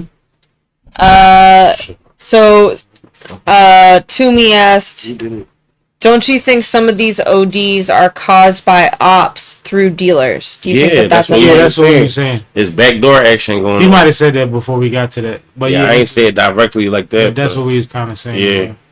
Like I'm from a backdoor city, a mob style city. Things disappear and happen in the middle of the night. It's weird. So it is on November 2nd, Louisiana November 2nd Fest. is Louisiana Fest, so that's a month away. 3 weeks. A Hot probably Boys sold out. reunion. But I might could finagle. You know what I mean? Like I might gotta make a phone call.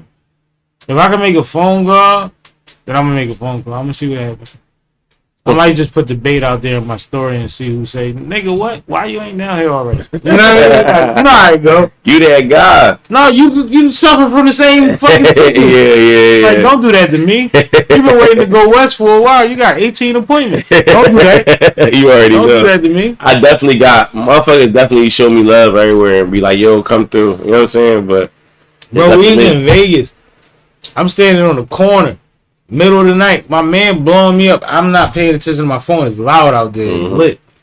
And I look at it the next day, and I call him, and he like, "Bro, I was in a club looking at you on the street. Like, is this nigga in Vegas?" He said, "Bro, how long you been here? You supposed to been tapped in with me. I introduced you to this sponsor, this DJ, this rapper, this motherfucker. I think you here." Yeah. And I'm like, "Well, I was out here trying not to do the business, Yeah, he was out here just trying to chill. but I gotta make another trip to Vegas I know. to do business." Yeah. Like That's crazy. crazy because we be focusing on work so much that when When you you get a chance break to go out left, of you time, think you left, and yeah, I thought he wasn't going to see me. and you be like, "No, it ain't no going, ain't no taking no breaks." You still And I at ain't work. gonna lie, shout out to my guy, man, bro. He was the last one. I was in a bar with him for probably 6 hours before I went to the airport to come back because it was raining that day. So he told me meet him at a low key spot. Man, we was in there wilding, bro. I got on the plane. I returned that rental drunk as fuck. Man, it was crazy. But that's my guy, man. Y'all ready? Yeah, let's do it. Let's talk about Beyonce. Oh, you can talk about it. So, you guys remember that Beyonce put out a country album this year, right? Ah, yeah, let's talk about that. So, everybody loved Beyonce's country album. And it charted well and all of that. Exactly. So, how come when the CMAs announced all of their nominations, Beyonce was not nominated for a single CMA award? Heavy. And I want to remind the folks that part of the reason that Beyonce made this album was she stated that she always loved country music, but felt like she was outside of it and wasn't. I'm paraphrasing her words, but that she wasn't invited into the genre and that it didn't sell. It wasn't seen to be a black genre as well. And she's from Texas, by the way. Right. So what do you guys think of this? That she still did not get a single award despite... I think we saw it coming. It's okay, you're Beyonce. Shout out to Shabu. What's his name? Shabui? The black gentleman that had that crazy song that they played at the Yeah. the awards. Shabooey. Yeah. He thanked Beyonce for opening up the lane and getting more attention on it from some light to be shined on him, and I think that's appropriate. But I think this is exactly what we've been seeing from awards that they control across the board when it comes to her and her husband. They will put them on camera all night. Even when they're nominated for 7, they walk away with 0. Right? So I think that certain energies use these platforms and these awards to make a message. You'll nominate somebody that we're not comparing talent, we comparing impact. But you won't nominate her, who we know impact is greater. Right? For nothing? Yeah. She ain't have a good ad lib, but nothing. Like, you couldn't have gave her like nothing. Yeah, that should be political. But it's not surprising. It's the CMAs. I remember when a CMA channel was one of the channels you could get when there wasn't that many channels on cable. I never watched that motherfucker. It never felt like it had nothing to do with me. Even though I knew that country music had some of the best stories. Right. And I'm a storyteller as an artist. You know right. that. Facts. Like, that's my pocket. So it's like, I don't put too much into it, but I know that now people start getting nudged. A lot of nudging gonna go on after this, and we're gonna see better for the future. Right. She did it for a reason. She's comfortable. That album could have sold 500. She'd have been good. She's doing these things for a purpose. Yep. And her next album will be another genre. I don't know if everybody's keeping up. She's running a race. So she did great at that. She'll do great at the next thing, and she'll be the queen that we've always known her to be. But they're not going to get on board until it's too late, until it's beneficial completely for them, and their audience is not going to give them. Because, you know, everybody, they all got donors and sponsors. A lot of motherfuckers don't want to tell you who they vote for. You'll see when award shows come on. Or did I say too much? No, I don't think so. I didn't go too far. You're fine. Let me get one more girly topic out the way. I need to grab my charger real quick. You need got no permission? iPhone charger. I just don't want to draw on the screen. What? We ain't looking at you anyway. You ugly. All right, so Really not. another thing that happened today is Princess Kate announced that she is completed her chemo. Awesome, yo. If you remember 6 months ago, she had announced that she has an undisclosed type of cancer. They are still being very cagey about what the actual diagnosis is. Cagey. However, she did say that her next focus is to focus on staying cancer-free. So we are to assume that because she is done with cancer, she also is now, or done with chemo, she is also now cancer-free. Or at least in remission. Or at least in remission of some sort. Right. So, I'm happy that her health is seeming to be a little bit better. So, shout out to her. No, congratulations. God bless you. You rung the bell, I'm assuming. So, salute to you. Absolutely. Fuck cancer, by the way. Yep. Many reasons. Sam, do you want to talk about Deb? Let's get into Deb. Did you see the Did you see what she said? No. Very similar to what Deb Anthony was doing on her reality show. Okay. She was calling out a certain type of female hip hop. And she went hard. I want to try to find a sound bite. Let me see.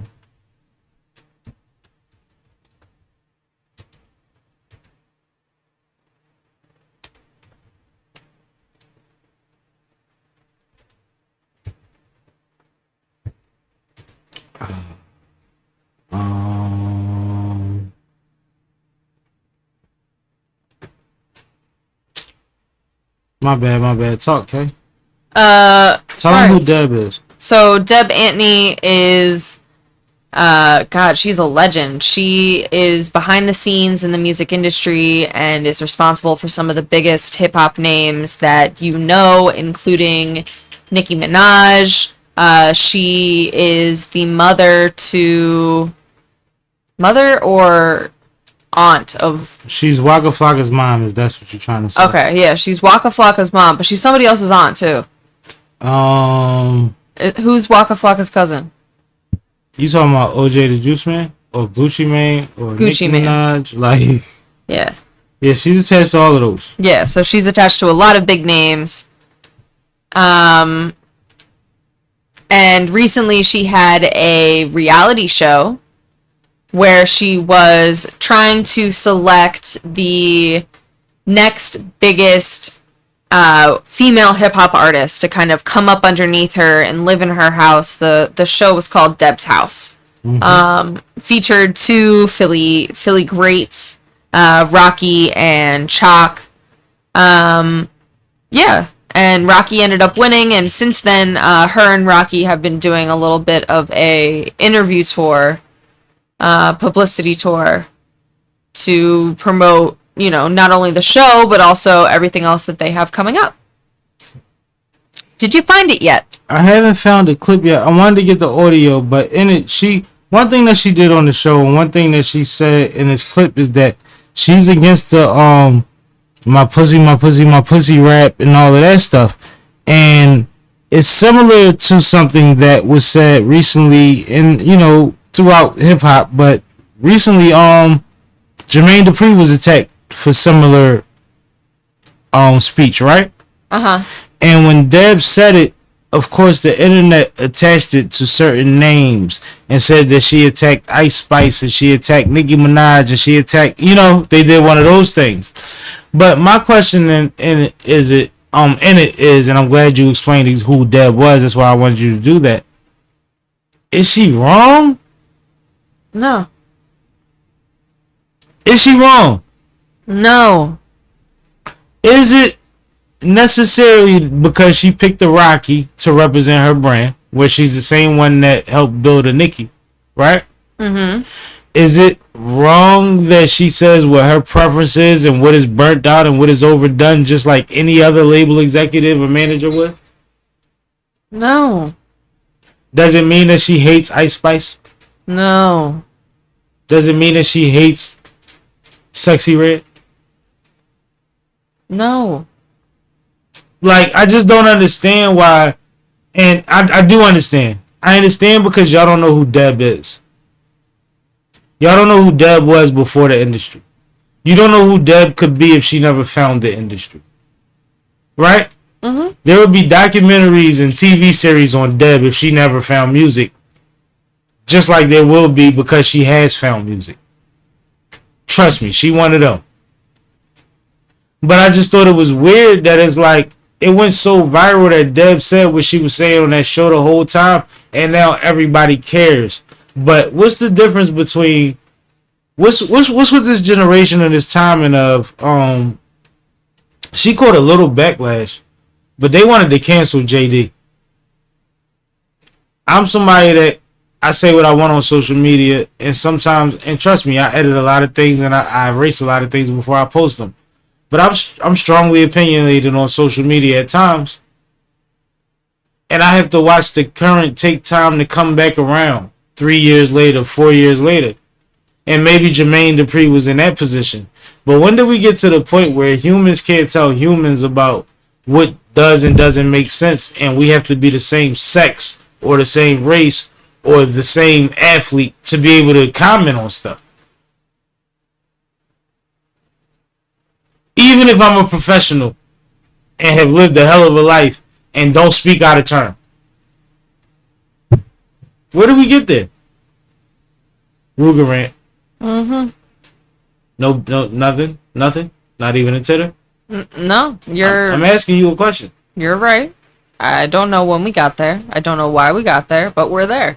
All right, now explain why Deb has the right to her opinion. I already did. I gave you her resume. Exactly. See what I'm saying? It's easy. Let's go to the next one. All right. Let's talk about this whole TV situation. Yeah, I don't know nothing about it. You know I love talking about TV. Weird. So, on September 1st, a 5-year deal between Paying the cash. Oh, Disney and DirecTV expired, which means that DirecTV currently no longer airs any Disney-owned content. Damn. Sayonara. Right. What that also means It's sayonara. is today, because of this contract holdout, DirecTV customers do not have access to Monday Night Football. ABC and Disney are the only places that you can tune in to watch the game tonight, and unfortunately, DirecTV is not carrying them. So what happened instead of DirecTV giving in to negotiations, because of course their customers were going to make demands as far as Monday Night Football, they ended up giving people a promotion where they can actually have Sling TV for the duration of the contract negotiation, and Sling TV carries everything. Exactly. Yep. And then DirecTV will pay their bill. They gonna get their money. You know what this is, right? What? We've seen through sports how the market is shifting before, right? But these streaming wars is at a whole nother level. The same way we lost Charles Barkley and them with the team, like this is like warfare. You will allow access to a whole. You had to make a deal with a whole nother situation to figure out this situation. Yeah, that's crazy. Just to balance it out, knowing you still gonna take a hit. Yep. You didn't even find a way to like, you know what I mean? Like y'all deal might give you a percentage of theirs, but like that's not what you were supposed to get. Yo, this is wild, yo. We're in uncharted territory. Yep. We're in uncharted territory. I wasn't aware of this situation, but I know how big Disney is. People that don't know, look up what other networks and things are fall under that umbrella. Disney is heavy. ESPN. DirecTV had an outdated motto a long time ago. Sports was saving them for a while. Yep. If you know what I know. Yep. So that's why I said Sayonara. Bye bye. bye. All right, Sam. Tell us about. Bye. Tell us about Bye. this interview. Yo, man, let's do this, man. Big hand to Marlon. You see what happened? My nigga Marlon got going on. No, tell me. So, about a month ago, a little less than a month ago, Vlad TV was trying to book a interview. Well, it was released. We found out about it about a month ago. That Vlad TV was trying to book an interview with Marlon Wayans. Marlon Wayans told him his price, which was quoted by Vlad at $40,000. Vlad said that's ridiculous because this guy's highest viewed and average viewed interviews do about 300,000. Why would I spend 40,000 on that? There's nothing to be gained there. It doesn't make sense. This guy told me somebody else's number. He basically clowned somebody for their number as a businessman publicly, which is first and foremost stupid. Yeah. Secondly, it falls into the conversations that you've had with Joe Budden on his platform and his cast and with other platforms when you tried to defend being a culture vulture. This plays into the fact of the things that they were telling you that you do that make you see is that you're not one of us, you're not for the people, and you're not just here to do business, you're here to exploit. Right. So that those two things we got out the way. So, in true Shannon Sharp Club Shay Shay form within the last fucking 16 months of Club Shay Shay, because it wasn't always like this. It got to this point a little bit before Cat, where the people in our community that felt like they needed to be heard, he found a way to get his people in contact with them immediately. And I don't know if he paid Marlon 40,000, but Marlon went through there and did over $1 million in 12 hours. Wow. Fuck you talking about, Vlad? By the time I woke up, it was 1.4 or some shit like that, like less than a day. Like, what are we talking about? I think that they forget who they're talking to, which exposes that you're not part of the culture. You're looking at Marlon as the guy that you saw on a TV show with his brother at one point, and that was probably your introduction to him. You don't realize he's part of one of the biggest black conglomerates in television history because he has an older brother named Keenan Ivory Wayne. You don't realize that his best friends are Omar Epps and Tupac. Right. You don't realize that Biggie loved him. Right. You don't realize that he's been around and seen some of your favorite harlots in their most vulnerable positions and never ran his mouth. Fire. Right? Fire. So the stories are infinite. Mm-hmm. Now let's go back to Vlad. What do you do when you do an interview?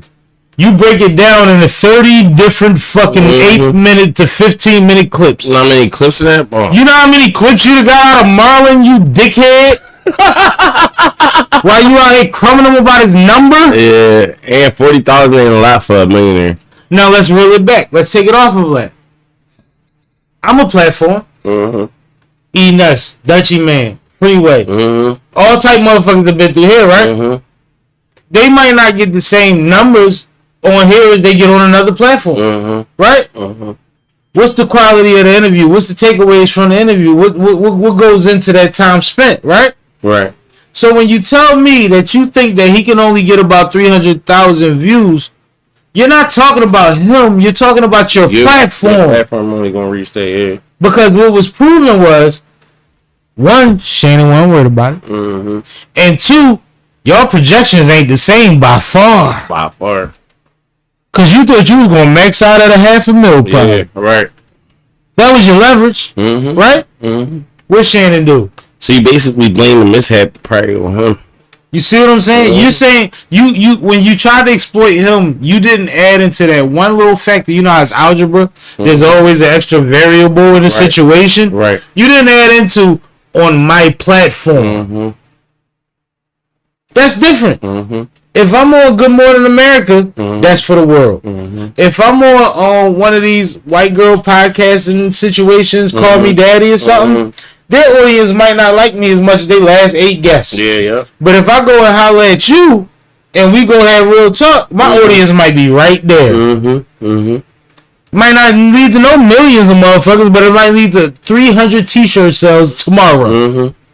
Right? Mm-hmm. 500 downloads when I'm sleeping. Mm-hmm. It might lead to that. Mm-hmm. I'll take that too. Facts. So talk about your platform. Don't talk about the artist that had one of the greatest careers that you could fucking imagine. Not to mention that you reached out to do an interview with, not him reaching out to do, and you crumbed him. It's crazy. I'm already a star.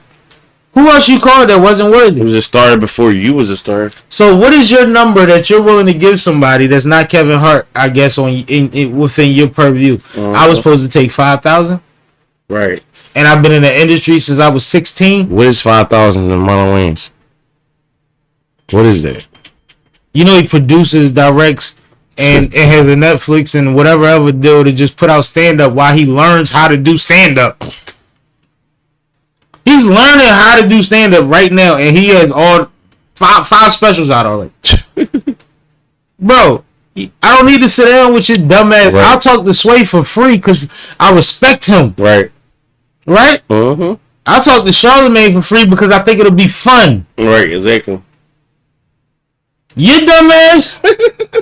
You the Juice Crew. And I'm overcharging niggas for what they did to the Cold Crush if you think I'm overcharging you. Right. Why not? When all actuality, 1.4 in a day. Crazy. I'd have spent the 40. Right. I'd have spent the 40. Yeah, 40 wasn't shit today. 40 would put you on the map. 40 shit. 40's from last month. Even that now. That's good pricing. Crazy. Stupid. Stupid. You stupid. All right. Fucking clown. Let's talk some quick politics. I'm sorry I get energized, y'all. I know y'all in Africa and all that. My bad. So, U.S. elections are right around the corner, and of course we have two folks running for president. Donald Trump, a former president, and our current vice president, Kamala Harris. They have... Vice president. I said current vice I president. thought you said former. My bad. No, former president, current vice president. They have a debate coming up tomorrow here in Philadelphia that will be televised on ABC. It's going to ruin my day tomorrow. It's going to make traffic terrible. But outside of that, it might make for some very interesting television. My first question to you both is, are you going to tune in? Depending on what time of the day it is. I be having like certain stuff I gotta do every day. He's talking about depending on when his phone ring. No, I'm talking about picking my daughter up from school and taking her. No, to that's school, gonna be after. It's evening. It's in the evening. Word. I kind of have to watch it. Why are you doing that to me on live stream though? Fucking with you. You talked your way out of it. They saw I put that on. No, but You ain't shit, yo. I ain't cool. And we talk about politics. No, but that's politics. That's how I go. When your phone ring, who called it? Oh my god. I think that I know I'm gonna watch it. I don't want to progress the conversation too far. I'm gonna watch it because at some point I'm gonna have to speak on it, or at some point, like I'm in a position where people want my opinion on things now. Mm-hmm. So even if we don't speak on this platform, I have to have an intelligent synopsis and response for what goes on in the future. And I'm kind of still waiting on certain cues to make me feel better about the future of this country. For real. So I'm intrigued by it on some levels, but some things are turn-offs about it. But that's why I said I didn't want to progress the conversation too far. That actually leads me perfectly into my next question. What are you looking to hear out of this debate?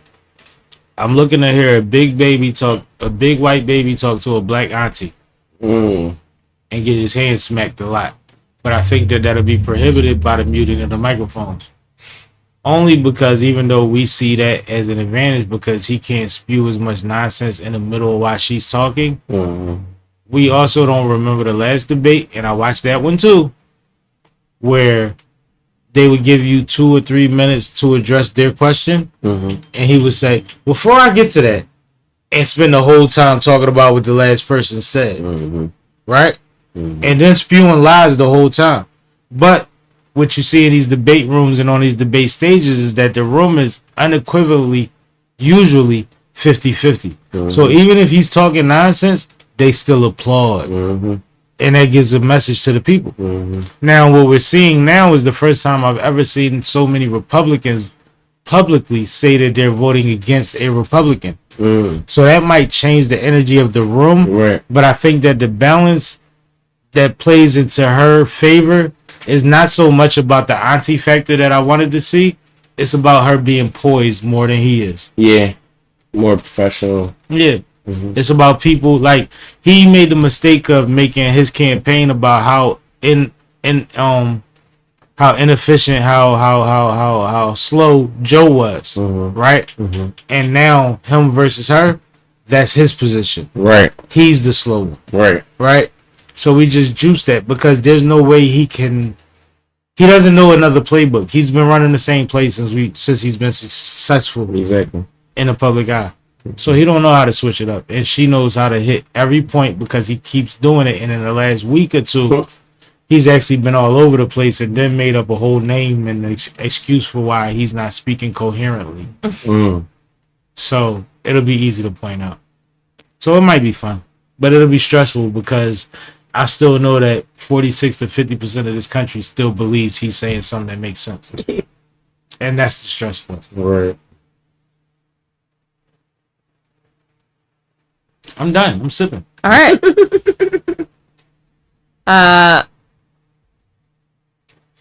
Well, let's talk about this. Snipe.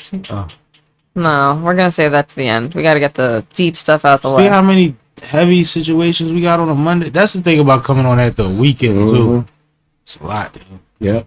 All right. So last week was back to school for a lot of U.S. kids.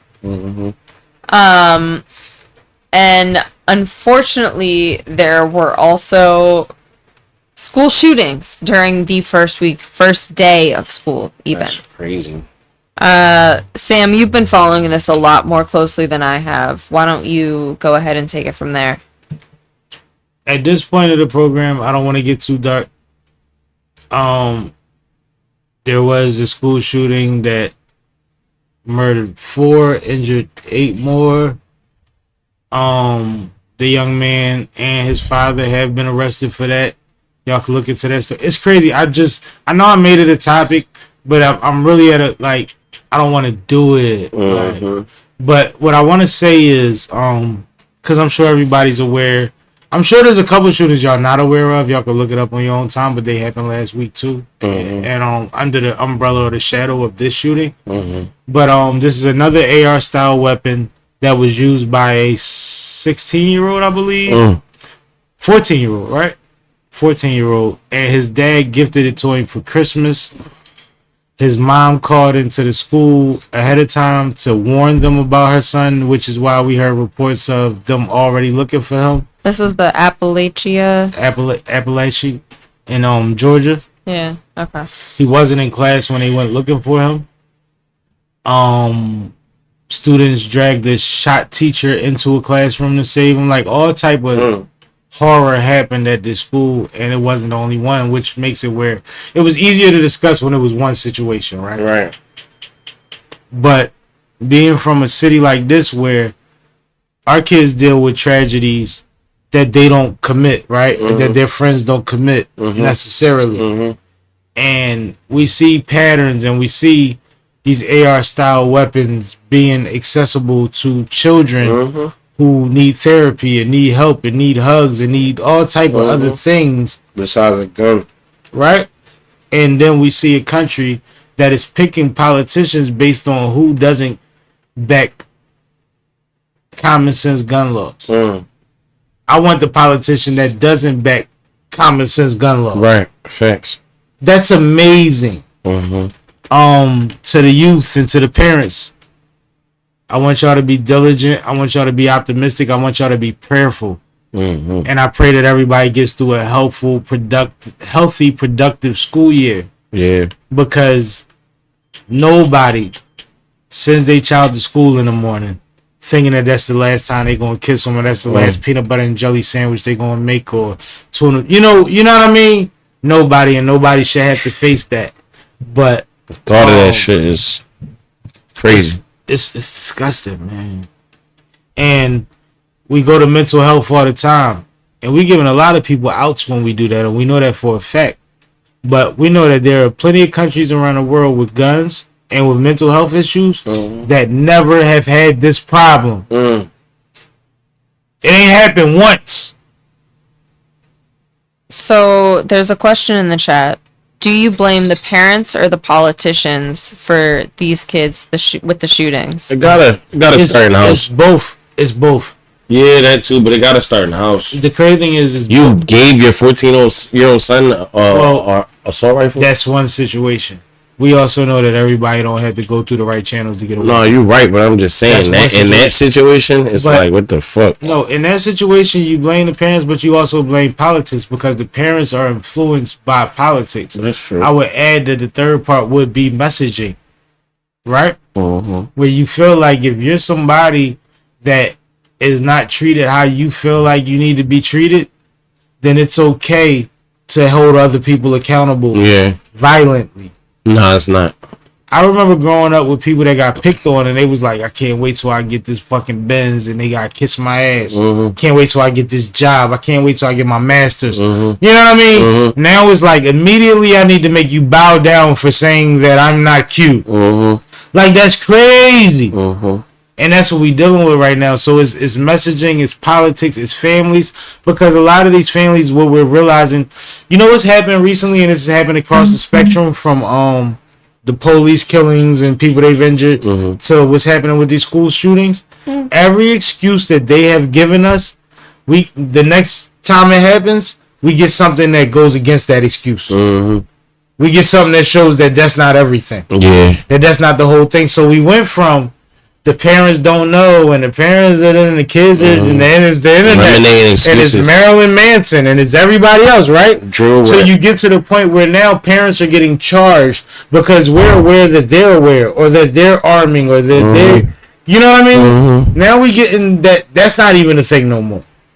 Yeah, it's wild. Motherfuckers got to be accountable for what's in their household, what's in their society, and what energy they giving off, and what messaging they're buying into. Yes, that's true. So it's not just parents. These parents, you talking about a country full of people that read on a 3rd grade reading level, man. They know what they told. They know what they told. Now they seek and learn on their own. No, they don't, man. I talk to people that I think are highly intelligent about these same topics, and I be like, yo, you really just regurgitating bullshit. That's scary. All right, let's move on to something else. Teen Snipe. Teen Snipe. What is that? All right, so what happened was, right? Wait, you gotta start at the beginning.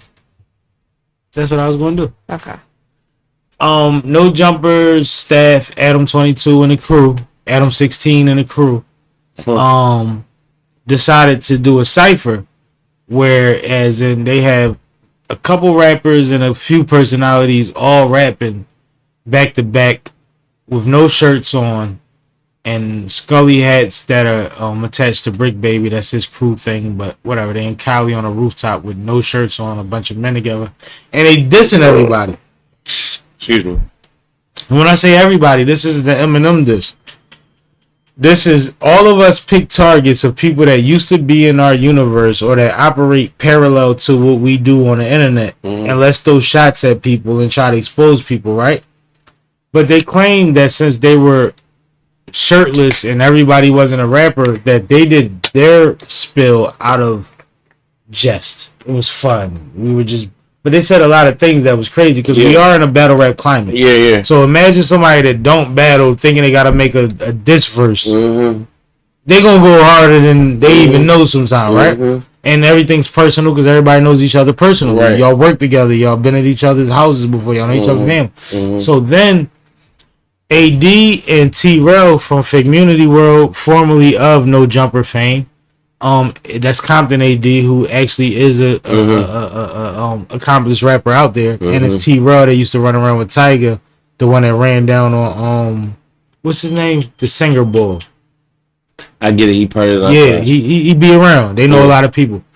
So they still have inside from them. They have an insider at No Jumper, so they knew that this diss was coming out. Right. So right after the cipher drop, they dropped a song called Team Snipe, which they shot an entire video for, and they said they accomplished all of this within an hour. Wow. And the song is actually catchy. The video is funny as hell. T-Rel delivers his first line of a diss record, sliding down a sliding board, holding his arm because he disabled a little bit. Yeah, like it's so funny, but they chopping and they saying, and you know my man hit it too. We gonna keep that between me and you. Like they doing all of that. I'm about to watch it, bro. It's funny as shit. But what happens is a lot of people went live on their platforms that was in a cipher. Lush, they actually questioned Poetic Flacco on Community with AD and Pun. They had moments where all of these guys were saying, well, the reason that it doesn't make sense is because what we did was lighthearted. And y'all went so hard. But it doesn't add up. And then their second follow-up, which is so Drake era, is, well, the cipher has more views than Teen Snipe. Well, guess what happened today? Teen Snipe jumped over fucking the cipher this afternoon. And you know what else happened a couple days ago? What? AD said, fuck it. Upload it to the stream and said, yo. So, picture this. You know Adam 22, No Jumper, you know they messy, you know they nonsense, you know he let niggas hit his bitch, you know he's a possible PDF file and all of that, right? We know all of that. But imagine the fact that AD already has relationships with promoters and club owners for bookings. I Got the Juice was one of his biggest records, and he's been performing that for years. Right. Up until now. Right? This song, because it's viral and it's attached to some, you know, riff-raff internet shit, might become one of his biggest records. He might wind up on stage with T-Rel for the next few years, performing this record, essentially making T-Rel the rapper that he wanted to be the whole time. That's crazy. Yeah, that's fire. That's crazy, right? Everything got his own evidence. Over some blogger beef. Blogger war. He might get a hit out of it. He might get a and not to mention the West Coast has the light right now. They made a cipher full of niggas that don't really got no cadence. They made a record that goes against somebody with 5 million subscribers. See how that scales? Yeah, that's crazy. Imagine. So that was my point about that. Shout out to Fig Community World. Shout out to AD and T-Rel for always having their hand in that man's pocket. Fire. More so than he ever paid him. It's amazing that they keep telling him that they got snakes in his grass and he ain't mowed the lawn yet. But the fact that they said we wanted to drop the song 22 minutes after they dropped their cipher is fucking crazy because it actually came out within an hour and it's catchy. And I was told, I heard AD, I wasn't told personally, I heard AD say that Teen Snipe, that's T-Rel with no effect on his voice.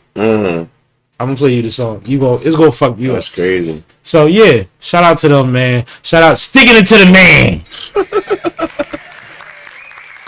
No Diddy. Fuck Adam 16. Nut ass motherfucker. You and Glad need to go hide in the woods together, man. Just sit on your money, leave us the fuck alone. Yo. Nigga say he got the porn site in the same warehouse that they shoot all the podcasts with. Like, you know how you might dip off to go make a phone call? Yeah, nigga came in the room like, bro, you sitting on that couch? Oh, that's the John. Yeah, you like, oh shit! Talking to my lady, don't do that. Yeah. Like, oh, what the fuck? Like that type of Babies over there. Yeah, man, you done sat on 30 kids. Shit crazy. Fuck you, Adam 16.